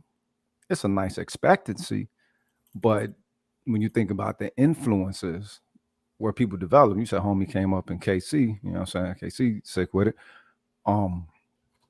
Just like out here in Dallas, I was on the train one time, and me and one cat was rapping. You know, sometimes little young cats be rapping, and years ago, and I like, hey yo, can you spit? You know what I'm saying? Spark up conversation, brotherhood shit. And they're like, nah, I be bullshitting. You know what I'm saying? I'm like, nah, if you can spit somebody's rhyme, you know what I'm saying, lyric for lyric, you can even put their own energetic inflections within it, you know what I'm saying, that they use, then you can write your own shit, right? So man, him, you know, building, trading bars or whatever, and some other cat step on the train, and you could tell that he was interested in, you know, brother spitting, whatever. And old dude look over there, you like, that motherfucker looking at, man, hold up, man. I have to knock this nigga out. It's like, wait a minute, cuz, wait a minute. Wait a minute, homie. He just stepped on the train and we over here spitting, building. It's like as soon as he stepped on another brother, right? Aggression, you know what I'm saying? Aggravation right off the bat. I try to tell him, like, look, cuz we over here building, homie. We having a cipher, right? Don't just look at him. Look at everybody else that's around us. They're paying attention to us because this is some shit that draws like positive energy. People are interested in positive energy. It's a resonance thing. He black. Everybody else around us wasn't black. So it's like, all right, he black. How you think he gonna connect to it and resonate with it? He went instant to the fight because it caught homie's attention. He wasn't even mean mugging or ice grilling or nothing. And but it's like, wouldn't that go back to past traumas, like that lack of empathy, that lack of just overall compassion, where you just ready to off on somebody without even, isn't that go back to like, isn't that type of stuff is way more deep seated than, you know, than anything? You know what I'm saying? Like where you just have no value for a person. Well, really, is self-reflective when it comes to us, because that's not part of our culture. As a people, right. That's not part of our culture. That shit's new. All right, we want that shit is new. It's probably as new as maybe the 60s. Yeah, but the thing about it is I you know, when, you know, because I watched these, you know, these movies, these slave movies and things like that, where these guys were escaping, you know, this type of stuff. It's like, you know, if you didn't have any money, you didn't have any resources, like the group would get you the money and the resources that you needed, you know, make sure you were fed and all this type of stuff. Right. But now it's almost like if you're not even, you can't even be part of this club. If you broke, your shoes ain't right, your car ain't right, you can't even talk to me. So that means that the value system of the society has been completely absorbed then, because they start measuring you by how the system measures you. Right. And and they don't, and the measuring system itself is not judged adequately. And you know, like should we be using such a measuring system? That you know, that those questions aren't even asked. It's just merely accepted. So, and I mean, and you gotta understand something. What is it that is pushing such a measurement system? The fact that it has a perceived value attached to it. Everything comes right back to value, cuz it comes right back to value. And you know, this is a question that I always ask brothers. Have y'all ever had to give some act right to somebody non-black, non-white? And when they got out of pocket, did you notice a pattern expression of them getting out of pocket that was somewhat parallel to interacting with a pilgrim who might have gotten out of pocket? You know, like talking to a Hindu get out of pocket. What do they say to you? They don't say no specific anti-black Hindu shit to you. They say something that a packer would say. Right. Call you a nigga. You know what I mean? Same thing with Mexicans, same thing Filipinos, same thing Arab, whatever the fuck. They don't have their own specific. The only people that ever had something specific with black people was actually Africans. You know what I'm saying? What they call you? That Akata shit. It's like people hate on it, but it's like, look, at least it's genuine, cuz these motherfuckers got their own name, which they give you, and they use that. No, the whole other world come here. And when they get out of pocket, they get out of pocket whitely. So, no, I do agree. I mean, I have Haitian background. Yeah. If they come, you know, if they didn't, you know, because I grew up in America, so I was Americanized. You know, if I'm gonna get at you, I'm gonna get at you in the American way. You exactly, 100%. But you know, it is a default to when you do disrespect for somebody from a different culture, they always go to, you know, the American way of disrespecting you. Yeah. And it holds some weight. You know what I mean? And so when they do that, it's like, all right, you that's when I stop going at the people. It's like, all right, well, there's a larger factor at play here. The fact that you can have a pattern response of anti-blackness or even misandry. You feel me? Oh no, it's completely accepted. It's completely accepted in our society to call a nigga broke. I mean, any type of disrespectful term that you can, I mean, that you could put on the black male. There's no protection against it. There's no protection against it. I mean, it's promoted. The thing is, it's a value within the society. But when did that start as a value within this society? You know what? To tell you, I don't know. I mean, at the beginning of it, it's the thing is the, you know, what's so sad is, like, you know, the default, you know, first of all, our default, you know, when we deal with most of society, I think, I mean, in particular, our women, you know, I'm talking about specifically for men, is resistance. It's resistance, you know. And then the thing is if you don't show any type of compliance to whatever they want, the automatic default is you broke, you're dusty, there's something wrong with you, like you don't got it or something, you know. Or I mean, there's something deficient about you if you don't show any type of compliance. Right. You just broke. You ain't got no money. No, you just can't get them. You know, it's some type of thing. But there's no default for them though. Like, we don't use no type of I mean, if we do, we're gonna get attacked. I mean, well, the thing is, to have such a default is actually useless because it doesn't put you where you really want to be. Right. But I mean, I think that's what a lot of cats in Black Manosphere is trying to do now. They're trying to create a default. You know what I'm saying? And say that they don't really. I mean, it doesn't matter. I mean, and I think it took me a long time to get to this thing, to understand. It's just that it doesn't matter. They don't care. Like, society can give a fuck about you know, shaming, whatever. They don't give a shit. Your word, our word don't mean nothing. So that's the thing. That's what it is. It's they're trying to effort to have their word mean something. And which is, you know, okay, so let's take KS for example, right? He blew, and you know what I'm saying, he blew with the rhetoric of the space, right? And now, you know what I'm saying, when people talk on relationships, they mimic his style, right? Now they mimic his style, they use his speaking points, they use his value points, but don't value what he values. It's just something, it's just what catches the resonance wave nowadays. Like modern man, modern woman. You never heard nobody say all that modern shit before he did, right?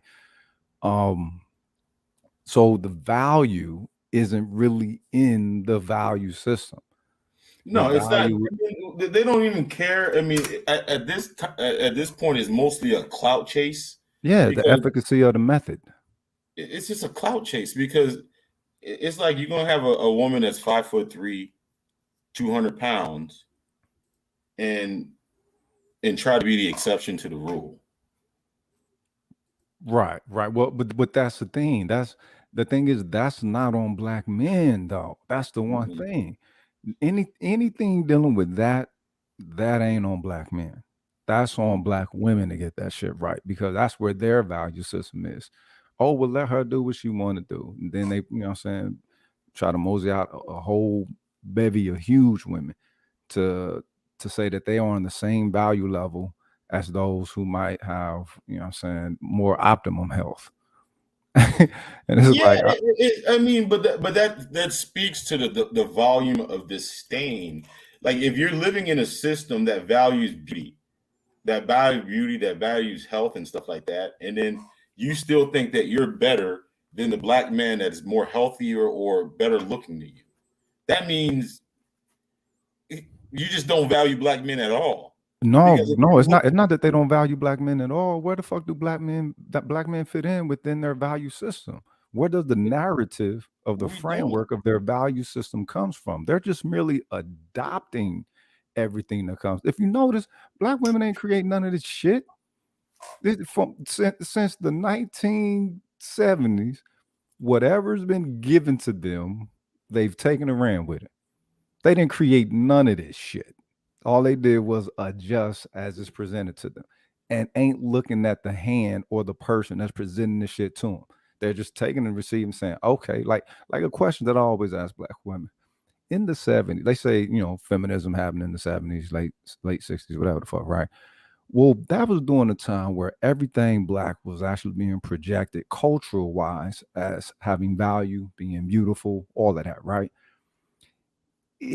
We who go back and in history and you look at those times, if you look at the videos, you listen to the music, you can hear it within that. If you ever listen to the albums back then, you can hear it. There's a lot of spirit within that. It makes you ask the question, how in the fuck was white bitch rhetoric able to penetrate back then? I can understand it having the penetrating power, right? But how is it that which was being created by the community unto its own black motherfucking self wasn't so impenetrable a bubble? You feel Yeah, me? there was virtually no resistance. Yeah. Virtually no. So you mean to tell me that a whole campaign was against your grandfather, your uncle, Yeah. your daddy, and you gave virtually no resistance to that? I think there was some The black resistance. man ain't, like Oprah was able to say, the black man ain't shit narrative. It was virtually no resistance. There was a whole bunch of cheerleading going on. But the thing is, that was the relief that they needed. This is one thing we never really take into consideration. I say this all the time. Black people, they never wanted revolution. They only wanted relief, because once relief was provided, then the whole revolutionary mindset got, you know what I'm saying, slacked. And I ain't saying to have a revolutionary mindset is the way to go, but if that's what's selected to be the solution, then all right, what's the value of that solution? Even more so, I think black people suffer from, like I say, a chronic pilgrim acceptance syndrome. And I think that comes from, you know, back in the slave days where we were imprinted, if you will, much like the wounded goose who these motherfuckers help nurse back to health, and they send you out to the wild, but then you fly right back to the motherfucking barn. That's that's your that's mama now, that's popping now, whatever, right? I think black people being imprinted to such a degree. But what made me ask the question is because that was a very strong cultural perspective to where we was literally at war with these people and this nation and was winning. This is the thing, and was winning. But they were able to institute, let's say that they did have a good presentation with whatever rhetoric they were going to give them. Let's say that it wasn't no bullshit, you know, much bullshit that people could catch in it. It really shouldn't have been effective to be as effective as it was at that time. I could see in the late 80s, maybe, okay, yeah, but at a time where everyone's fighting, you right in front of you, you got these people saying your hair ain't shit, your skin ain't shit, the way that you talk is whatever. and you go into yourself and your culture and your people, and you project love for self, love for us, even the whole Africa shit, right? Connecting it to Africa. It was like, how can anybody who ain't of the village come through with any type of rhetoric and be effective then? That means that they've been maybe subconsciously longing for such a word from that other group. You're from Tulsa, right? Yeah. You said North Tulsa. And you know what? Like I always pride myself of being able to like step away from a situation and kind of look at it from a different lens. Yeah. Now, think about it. If you were like this, say had the oppressor mindset, right? And you looked, and then you already know that you oppressed these people. You know, you had a lot to do with their demise. And then all of a sudden you go to a place like Tulsa and you see them thriving. And you know, you still got that guilt. You're like, man, you know what? Damn, they probably want to kill my ass. They probably want to kill me. Yeah. You know, and then we see, you know, damn, they're practicing. You know, they've been so happy that they're actually practicing group economics. They're actually, you know, coming together and basically not needing us at all. You know, what if they start to build to where they don't need us and they start looking at us? You know, because they have all this, you know, they're to themselves. Wouldn't you want to try to stop that too? Oh, most definitely, because it's the whole thing about the whole thing about you claim supremacy. Just the same thing like Alpha. The only motherfucker claiming supremacy is the motherfucker who ain't. All right, is something that is just within you. You don't have to state it, but you know what I'm saying, that's a tribal perspective. Right. I mean, but wouldn't you want to, like, when you see something like the civil rights movement, right? When when they started doing the boycotts and stuff like that, and using their own stuff, and you know, a lot of, we don't want to talk about that, but a lot of the Boule type people got rich off of that. But we ain't gonna talk about that. But anyways, look, eugenics has rational purpose within the mindset of white supremacy. You can't get mad at that. You accept them for who they say that they are and present themselves to be. It's about genetic survival. I mean, and no amount of government legislation is going to change that tribal mentality of them. That has nothing to do with legislation. If we weren't here and there was another people here that gave them vibes, they would still do the same thing. If it was no other people here except just white tribes, the lower rung of the white tribes, the Irish, they'll be feeling that heat, so it's not a black white thing. It's more of a white thing, because they always try to fight to not be the lesser, because exactly. I mean, but the thing about it too is, like, you also look at it this way. It's like, why wouldn't they give the resources to the women? Because they know the women are going to squander those resources. Well, it's going to keep the unity disrupted, and we understand that that's what they need to outshine us. They need unity. So let's implement some different values that keeps the unity, if not separated, at least strained to the point to where a coagulation can occur. Right. And I mean, I don't know. I think it was a beautiful chess move. Very diabolical. No, it's very diabolical. I mean, even to this day, what they gave, like, and they're doing it out in public, and it's crazy. Like, they just gave like $10 billion. I'm just using that as an example. Right. Straight up, $10 billion to was it women's, like, basically like women, or was it, I don't know, like women's causes or something like that, Black women's causes. Well, look, even if they didn't get the money, like I brought that up one time, and they said, well, it's not directly to Black women, it's to non-Black, non-white women, you know, some women of color or whatever. But let's just say that even if that, let's say that is the case, what is placed out there within the media is Black women. That, you know, and that shows you the value intent. No matter what type of you as a Black man don't mean shit. Exactly. Well, I mean, that's the thing, though. We continue to bring that up as if that is something new within society, and we try to charge the society with a certain kind of accountability. When ultimately, if you approach this from the aspect of tribalism, you know you can't call another tribe into an accountability of your well-being, of your valuing within their social system, unless they are made to do so. Not if they select to do so, because obviously they didn't have difficulty selecting to do so in the past. So that means they must be made to do so. What is the best way to make them? All right, well, how do they get down with disputes? How do they get down with friction? You know what I'm saying? How they get down with arrangements? What's been their historical perspective of dealing with treaties and agreements? Oh, not so favorable. Why? Why not? Oh, okay. So they're a little bit more savage than the average. Mm-hmm. Can we? See what it is, but okay, but who loses in relationship and love at family, which can only benefit from it by being in it. So basically, that women and her child loss, and any man doesn't want to be connected to. I'm not sure what that means, but let me dissect this a little bit. I understand what he means. Like, I don't know What what do he's you saying, but that's okay about. But he said, who losing a relationship? The thing is, it's not about who losing the relationship. It's the fact that the relationship has strained, has straining. That's the issue. The fact that the relationship is not able to be unified healthily. That's the biggest issue. You know, when we get into that who's losing, the he say, she say shit.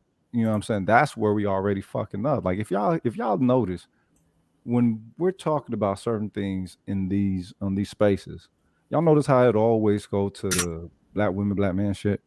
And it's like, all right, I can understand that. Everybody got gripes.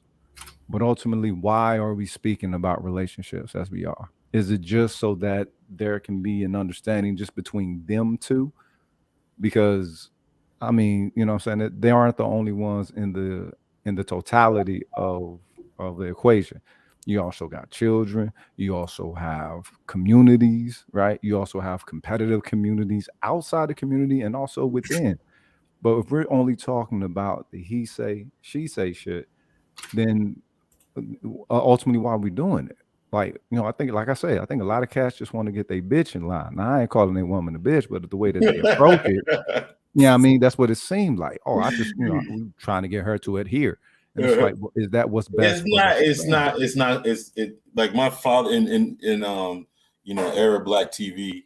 You're right about don't be listening to no broken woman out here. My dad told me, he's like, man, you should never listen to what a woman says, only what she does. Yeah. Because the thing about it is, if you listen to what they do, they're going to lead you astray. It's almost like if you start listening, you almost have to learn how to walk backwards, because a lot of times they'll try to lead you off a cliff.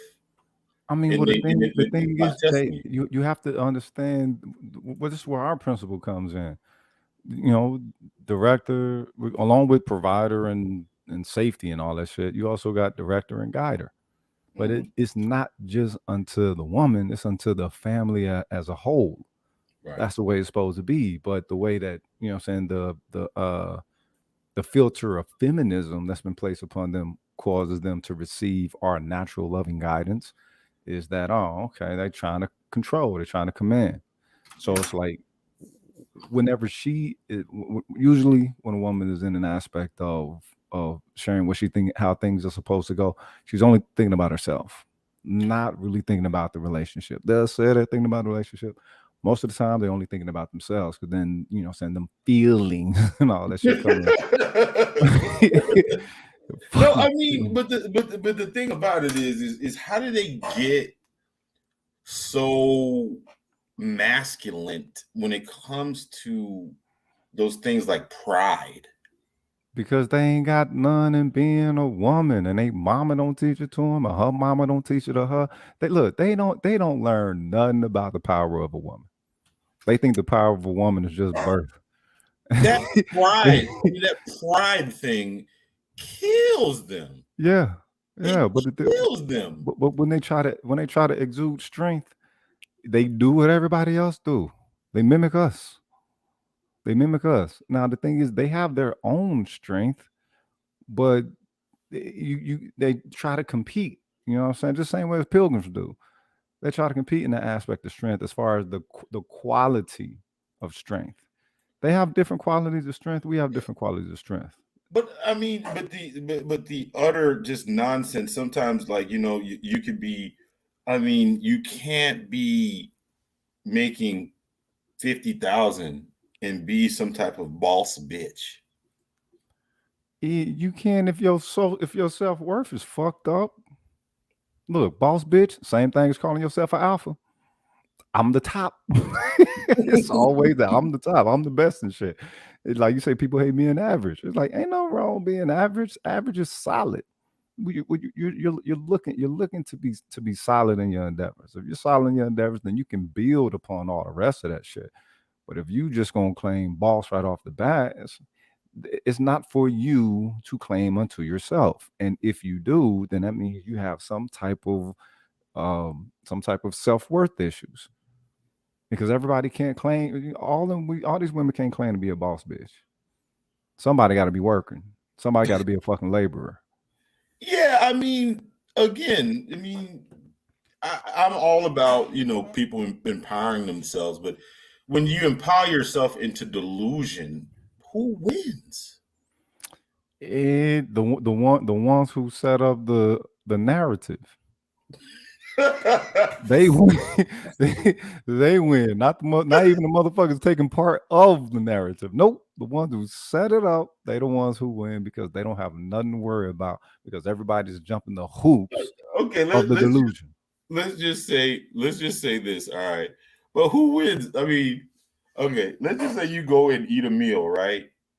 You take a person to a restaurant and you eat a meal and the fucking food is nasty as fuck. It's nasty as shit. It's nasty. It's nasty as hell. But your pride, like, you know, everybody is nasty as hell. Hey, it's nasty as hell. And you know the fucking food is nasty, but but you allow your pride to, you know, to lie to people and say, man, this food is good as hell. And then somebody asks you to come back to that same restaurant. Don't you feel dirty?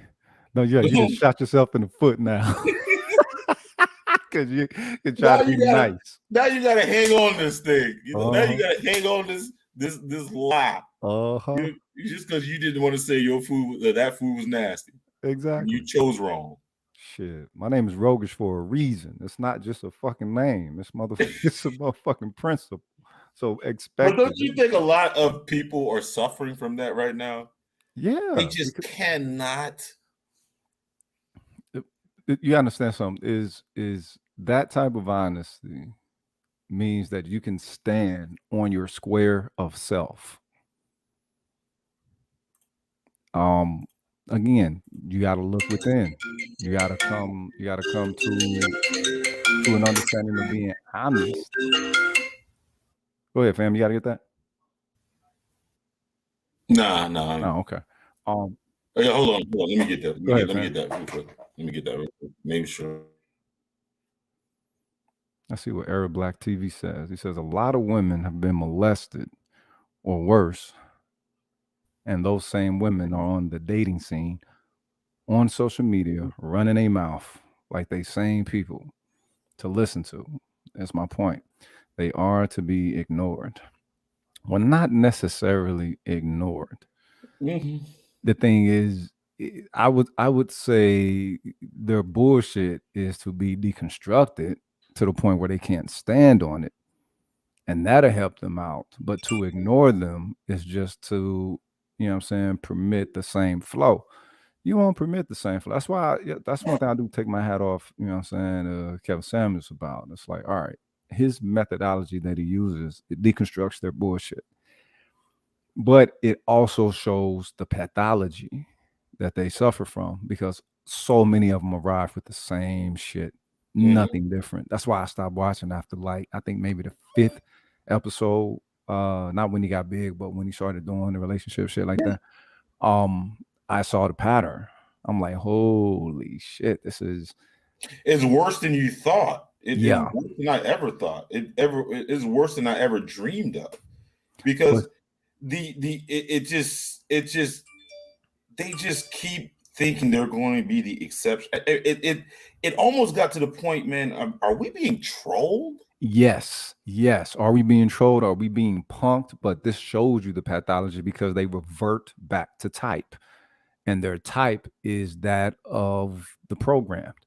They no matter how many of the shows they showed up, when they arrive, the Raj report, he said it best. He said, "Look, the fact that they're still arriving 300 pounds is a really big issue because you know his standards, you know how he feels about that, you know his perspective on it." But After that just 2 says that years, they just don't give a fuck. it's not that they don't give a fuck. Is that they can't give a fuck and maintain on the trajectory that they own. So they have to show up trying to fight it. They got to validate the bullshit. But they're not understanding that bullshit that they've been on has been permitted by the system. Because when they encounter one of us who, you know what I'm saying, has the heart to tell them the truth, that which they think they're standing on, which is solid, is shown to be hella rocky. And the only thing they can do is double down. So then comes the accusations. Oh, he gay, he this and all the third. It's like, nah, bitch, take a look at your reality, the way he's presenting that shit to you. And he's 2 years in the game, and they still showing up with the same, you know what I'm saying, bullet point detriments. So at some given point, you got to tell yourself, all right, this has nothing to do with them. This has nothing to do with them because now it's illogical. I can understand the first 3 months. We'll say the first 3 months after he blew. Yeah, y'all still show up in the same archetype. Cool. You know what I'm saying? Defending it, presenting it. Hey, the program is running how it's running. Cool. I get it. But afterwards, he's having the same conversation. Bro, in behind closed doors, bro. If you were be able to, hey, good morning, Misha. I don't know what time it is. I think it's still morning time in Canada, but good morning, Misha. Peace. But anyways, the same prototype that they're talking about, if they had a son, that same prototype that they're asking people to accept, they know there is no way in hell they will let their son deal with that same prototype. Nope. Who's that fat, loud bitch that thinks she all? Nope. That's the very first thing come out their mouth. That's crazy to me. And say that again. That's crazy to me. Take off the to me. That's crazy. That is crazy. That's literally crazy. Not being able to put those simple factors together like that. That's nuts. Not being able to see that those conflicting values. A man would like. I mean, who? Okay, let's take gender out of it. Who likes to deal with who likes to deal with combative, sassy people? No one. Why in the hell would they think that combative nature, that sassy nature, would be attractive? Because combative has been reformatted into being received as what by them? What? Strength. Strong. This is the thing. Note it always come from a perspective of defense. Always on the defense. This is where the loudness comes from. And we also have to take into consideration that this is this is their history path. It was like that in the past. At what point did it start like that? If you look at, some of the BGS's videos where he talk about Moynihan scissors, you know what I mean? He talks that it actually started as well back like in the 30s and the 20s. You know what I'm saying? Those caricatures, yeah, they did have the mammy caricature, the loud, I'm gonna boss you around. Well, before you even get to the mammy caricature, let's think about why they said it. The whole thing: strong black woman, strong. Well, why do you think you need that specific type of strength? Why is it that a subtle strength? Because your men are weak. Nah. No. It has nothing to do with it. They think men are weak. It is that No, I'm just saying is because they think that they have to protect the men. I still don't understand that part, that strength, that masculine. well, the society as a whole, dog. You know what I'm saying? Like, okay, so let's not look at it from the perspective of a black man. Let's look at it from the perspective of, I don't know, an alien flying to this motherfucker, and we see how these beings interact. And we've been looking at them about 60 years, get a good tell of how they interact, right? Mhm. So now you're just looking at the black woman in this capacity of how she would come to define strength, right? Not just that, oh, it's overbearing or whatever. No, what does she define as strength? The strength to be utilized in whatever situation. Well, what were the social conditions back in those times before you even get to relation? Because the whole thing with relations, people need to understand it's a connection to communities, connection to society. It's not just about the soul man and soul woman in their relationship together. It's about society as a whole. So what type of society was it where they felt that I need to have this tough level rigidity present in order to feel strong? Because everything's about feeling with them. The only reason why they do it is because it feels good or it feels like the right decision to make. Even if it might not be the right decision to make, how does it feel to them? And what type of situation where they was where that type of feeling was one that they felt was effective. Mm-hmm. You know what I'm saying? What are the conditions they were dealing with of threat or of perceivable threat to where they felt that, okay, this is sufficient for interacting with this threat. Now, let's say back then, yeah, let's say that shit was all viable. Let's say that it was rational selection. I mean, you know what I'm saying? Shit was kind of bad back then. We ain't gonna go back to the 1920s. Everybody know, right? Well, once I suspect that once we started getting into an aspect where we had a greater harmonious connection with each other, not alone just with black men and black women, but with black people as a whole, then there should have been a certain release of seeing the value of using that strength modality. You know what I'm saying? They could get back to being, you know what I'm saying, a little bit more softer because, okay, these aren't the conditions where you need to be that hard anymore. Let's say that was a need for it. That need is no longer here. But that's what they've, you know what I'm saying, held on to. We're talking for decades. How long until that's a habit? I mean, but the thing about it is we understand this trope, and I know they have to know this trope is undesirable, unattractive. It's undesirable and unattractive. This trope that they've built, that's caricature, but they go out of their way to live up to that expectation. Go back to what ever when Black they TV know said. Everybody has told them this. Matter of fact, they make fun of this character themselves. Yeah. The ratchet, combative, like whatever. Right. The first thing is they don't, at the same time, they'll be like, they don't want any association with ratchetness, but they'll go out of their way to be ratchet. But you're fishing for logic. That's the thing. You're fishing for logic, and you ain't understanding that you're in a pool of feelings. That shit is a whole lot less tangible. Logic is more tangible than feelings are. So if they, you know what I'm saying, if they're operating off of feelings and you throw some logic lure out there, well, hey, you're not going to catch much, cuz you're not. The thing is, it doesn't matter what makes sense. What matters is what supplies the feelings. Yeah, like, okay, so let's talk, KS an example. The women show up, I'm saying, big than a motherfucker outside of the parameters that he sets for his channel, his group, and all of that, right? Well, but what does it mean for them to be that big and lie to themselves and say that they ain't? We know it's crazy. We understand that it's crazy. We understand it's not rational, it's not logical, it don't make no sense. But But what type of sense are they making of it to actually see it as a value? I don't know, man. It'd be fun. Okay. Do men, is there men up there that covet, big women? Yes, there is.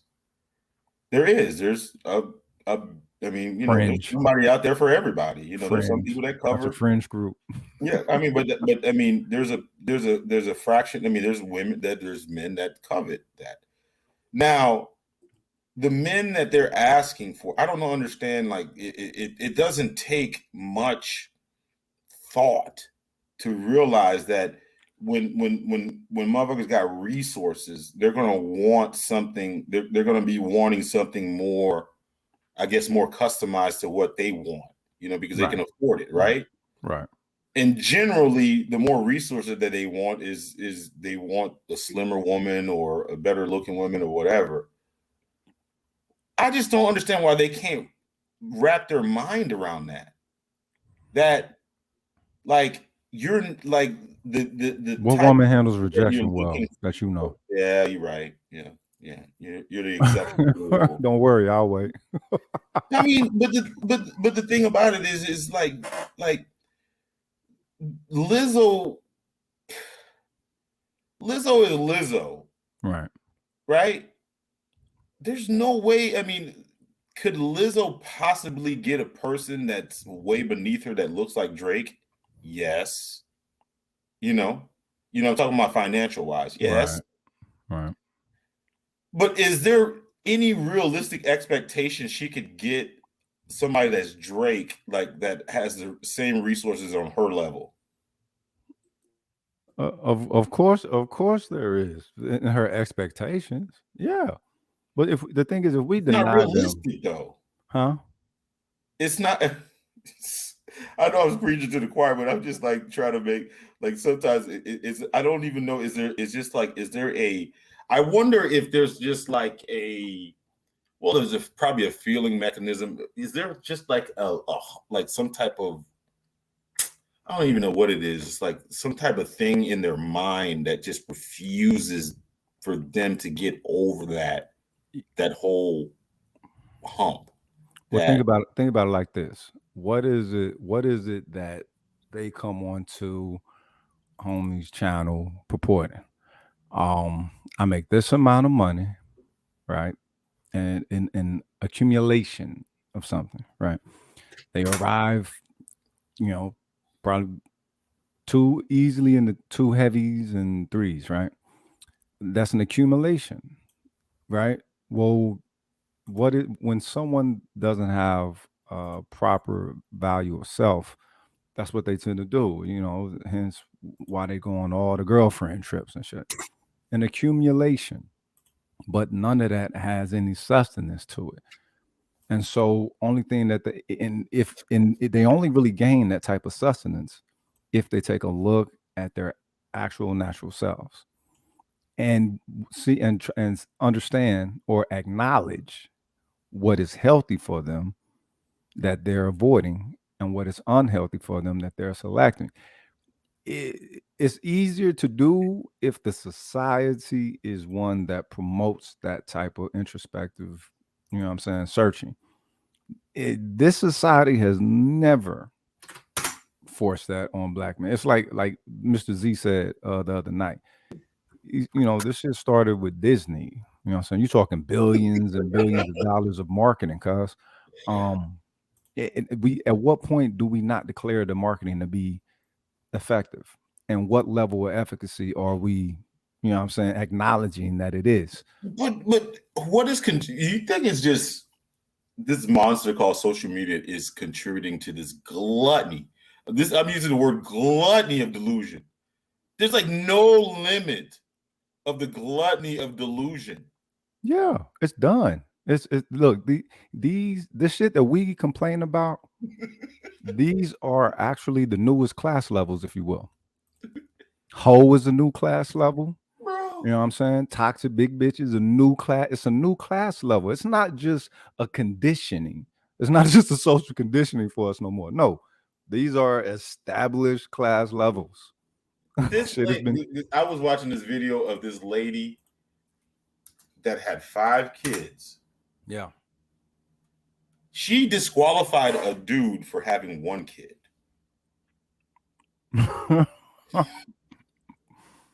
Wow. That's delusional. That's That is, beyond I delusional. mean, it's I don't even know if it's just like a nan and a boo boo type thing where I can do this and because I'm a quine, and or is it just, do you really, really, really think deep down inside? Because if deep down inside they really believe this type of delusion, I think it's definitely a mental health issue. What do you think? Well, like I said, I think it's a social pathology, because if it was individual, we wouldn't have so many shared experiences of testimony. Like, you hear cats in this space and they give their testimony, and there are a lot of parallels. There are, and these women don't know each other. They not, Yeah, I know. They get mad when you acknowledge these parallels. It's like, oh no, you just need to choose right, or you just chose the wrong woman, or you just well, that's the thing. They want to put, these cats want to put it on the woman, so the woman fixes it, and it's like, well, she ain't gonna fix it. You got to admit that she's programmed. How good is the program? To the point where they'll put billions of dollars into it. What type of shit are we putting billions of dollars to program in the other direction? We're not doing that. All right, so they're not likely to reject the current program that they have been feeding from, and actually are continuously being able to enrich themselves through. Right. So it's like, what is the incentive in the other direction? If you can't get through to them, and you're really thinking about the family, then you got to get through to that which is getting through to them. You know what I'm saying? You got to either go at their programmer, or you play the game the way the programmer is playing the game and become a programmer yourself. Yeah, I guess I mean, there's really nothing I try to even use. I remember I used this analogy with this one chick when she's talking about, like, I was talking about, how like the men have the rite of passage, I guess, back in the day for, kind of, sow your wild oats and whatever. And then she's like, yeah, women can kind of do the same thing. They should be able to do the same thing, which is, I was like, all right, you're right about that. Whatever, if you think you can, but is it logical for, let's just say, if you played pro baseball for 10 years, right, or 15 years, and then all of a sudden, you're a great athlete, and all of a sudden you think that you're just going to make a transition to playing football, pro football. Is that realistic? You just asked, is it logical? You notice how you're locked in a framework of trying to inject logic into this, where logic doesn't. I mean, you said so. All of a sudden, I mean, we beat this. Like, it's like, what is even illogical, or even like, why would anybody hold for 15 years? Hey, yo, you started Borgen, fam. You hear me? All right, that sounds better. Yeah, I mean, why would anybody think that you can be a hoe for 15, 20 years and then turn around to be a housewife? Because it ain't a hoe. It ain't hoeing. That's the very first thing they got to tell themselves. Oh, that ain't hoeing. That's not hoeing. Sleeping around? Yeah, I mean, well, the thing is, it's culture. Okay, it's the same thing as if you ever talk to a Luciferian, and you, like, I did that when I was a Christian, right? And talk to some Luciferian, a Satanist, or whatever.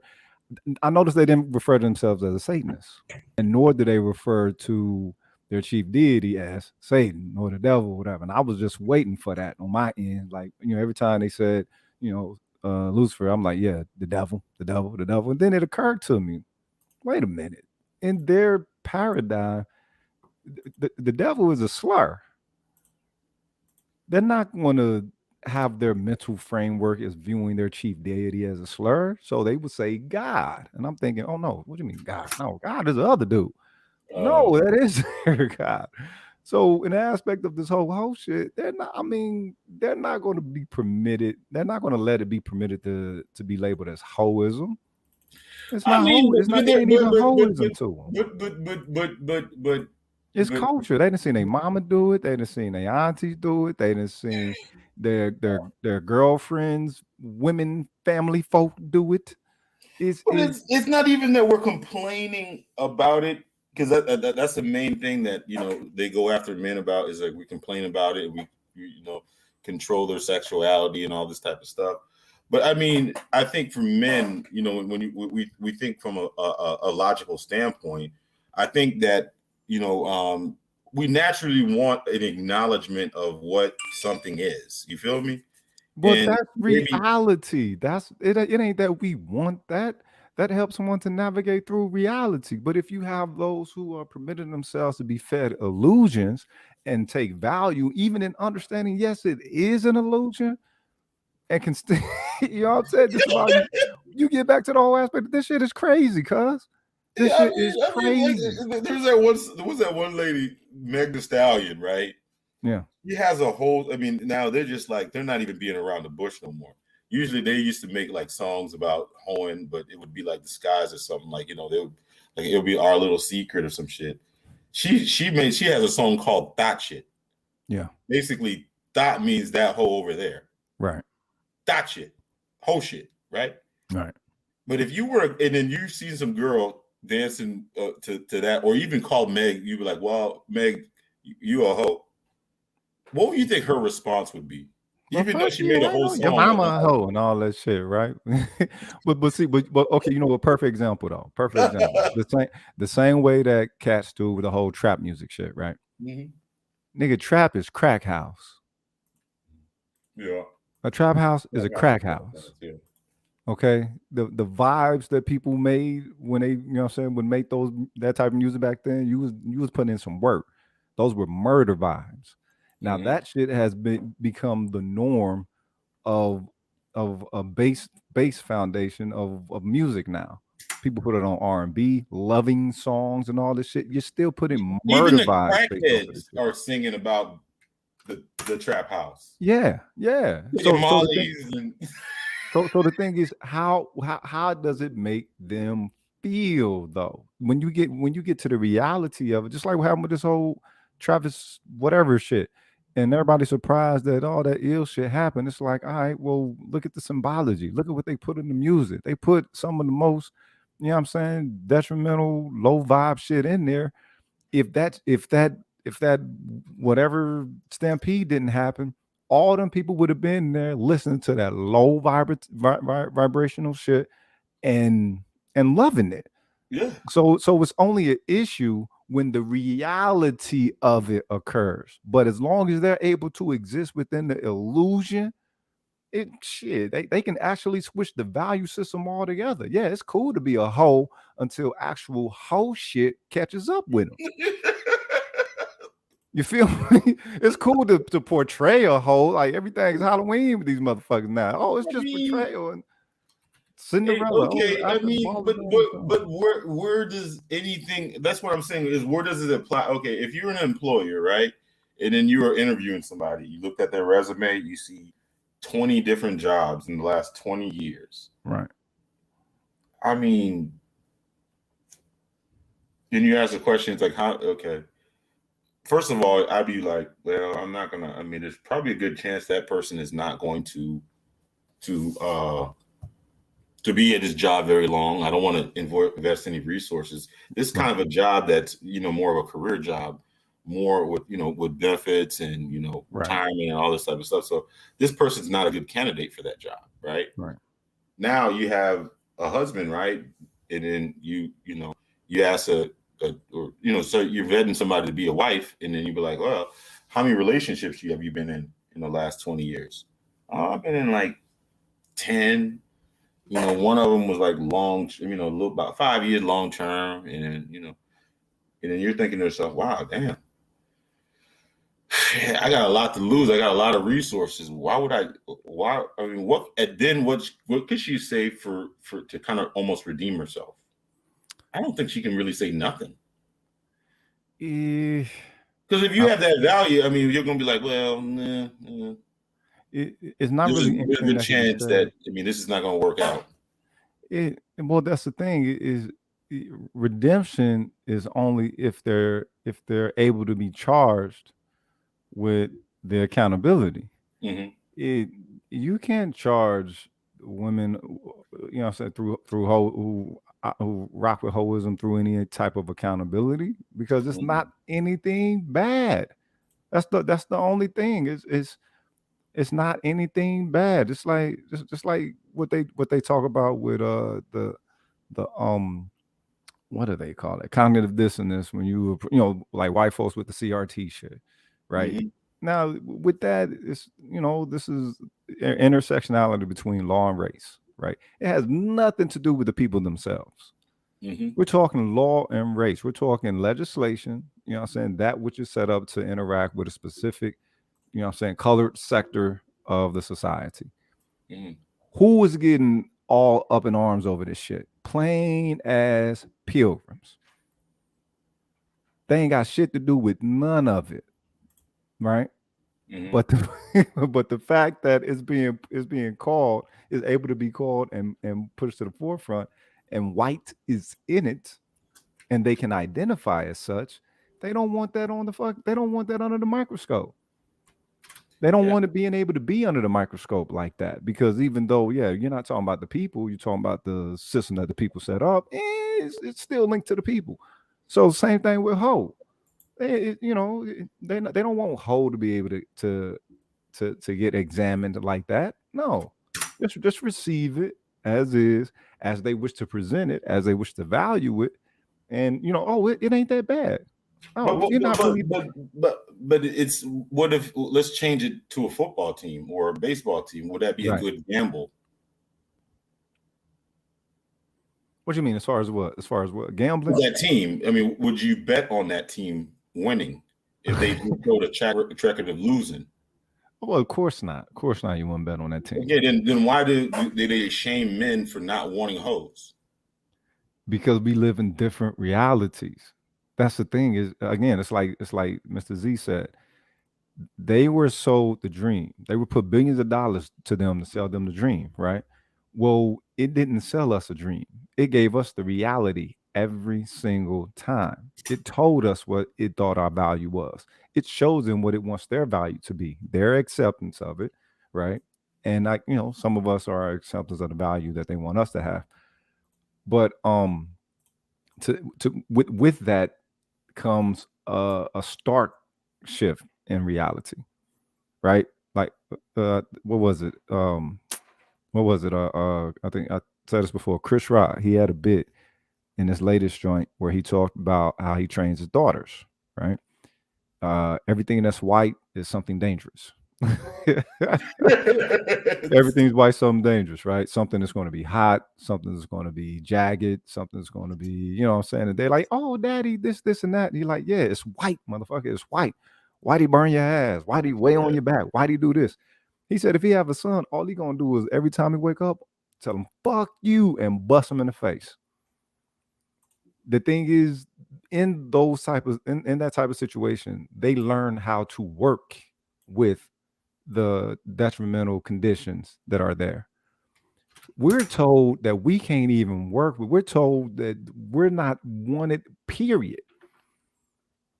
So it ain't really them who's lying to themselves the most. It's really us lying to ourselves, as if we ain't waking up every morning and get smacked in the fucking face. And then we want to call it, a certain aspect into an accountability where it's showing you what your worth is.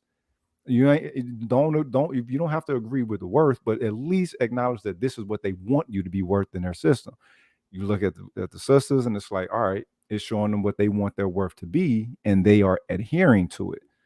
That's two different realities that we're trying to meld together, and you can't do that within the current social structure. They're diametrically opposed. You can't do that. Should I mean, I know you gotta go, man, but I'm gonna ask you this question. Yeah. I don't know society will let, because society won't let you, they won't. But do you think if it would be better for Black men if we could live in that same type of delusion? that they live in? Nah, because the future suffers. This is why I say nobody pay attention to the children. What is the value if we're to permit ourselves to exist as lower value beings within this reality? Then what is the legacy of us as a people? How But can I we mean, have they can. I mean, they get rewarded for being ignorant. They get rewarded for being. I mean, why shouldn't we do the same thing? because the rest of the world sees it and the rest of the world still moves off of the old world order. They trying to they trying to operate on the new world order, but it's like, nah, the old world order, the rest of the world still operates on that. And when you leave this motherfucker, that is how they interact with you. These are the inquiries that they have of you. They're looking for a priceless character within you. They're you know what I'm saying? This is what they seek. So to me, the judgment of the entirety of the world is much harsher than the judgment of the appreciation of, you know what I'm saying, this system and those who operate it. You know what I'm saying? But if you, I mean, you know, you just seen the Matrix. So, you know what I'm saying, that wine could get tasty, that steak could get tasty. Yeah, it's fake as fuck, but it feels good. And they all about the feelings, cuz. It feels good. I mean, The feelings, you know what I'm saying? Shout out She, shout out She, we here. Yeah, man. It feels good. Yeah, man. Hop in the bash out though, man. It's All pleasure right, building man. with you, Hey, cuz. man. Thank you so much for joining the panel, man. Anytime, man. Hey, man. Drop your. Do you got a channel, man? Yeah, I got a channel. Man, drop it in the back or drop it in the link in the thing so I can go ahead and subscribe to it, man. Show some love. Already, man. I rock with you out here. Yeah, Take care. But shout out to New Era Black TV. You want to know your woman's past or not? It's not up to you. Nah, he's definitely right about that because you're never gonna know. You might think you know. They might show displays, but anything is like the thing about it is sometimes, you know, when they try to act like they ain't, I mean, that might be the biggest hoe ever, boy. But see, this is I'm gonna leave off on this. This is where we fuck up. We don't set moral borders. That whole to each his own shit. That's what fucks up a lot of shit. You know what I'm saying? I'm not gonna mind somebody else's business and all that. But it's like, look, as the more that our community is able to move to the detriment, the harder these social relations become. The less harmonious they're able to persist within. So it's like, all right, let's, you know what I'm saying? We're gonna get to the point where you ain't gonna want to know nobody's past when you're talking about relationship with, because it's you know what I'm saying, it's so fucked up now to where, you know, like 30 bodies, 40 bodies is not considered a lot. What the fuck is gonna be in 20 years? You know what? The thing about it is, and I'll tell young men this: when you drop your standards, dog, women will punish you for it. They will punish you for it. Especially in a relationship, if you drop your fucking standards, you start listening to what the fuck she says and lose yourself, they will punish you for it.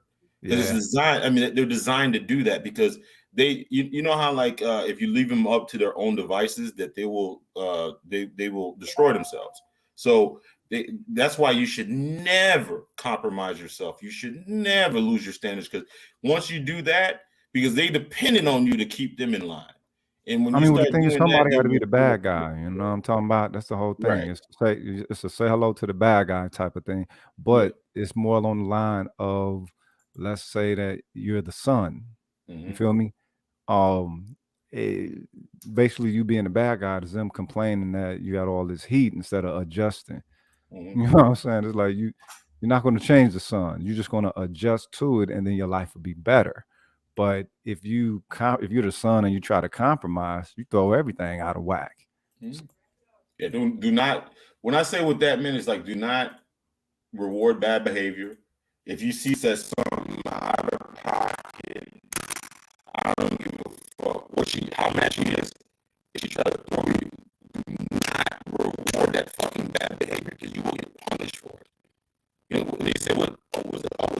Good goes never unpunished or ever. Like, you cannot reward bad behavior. But anyways, man, he dropped off, man. But man, it's a nice stream, man. I'm gonna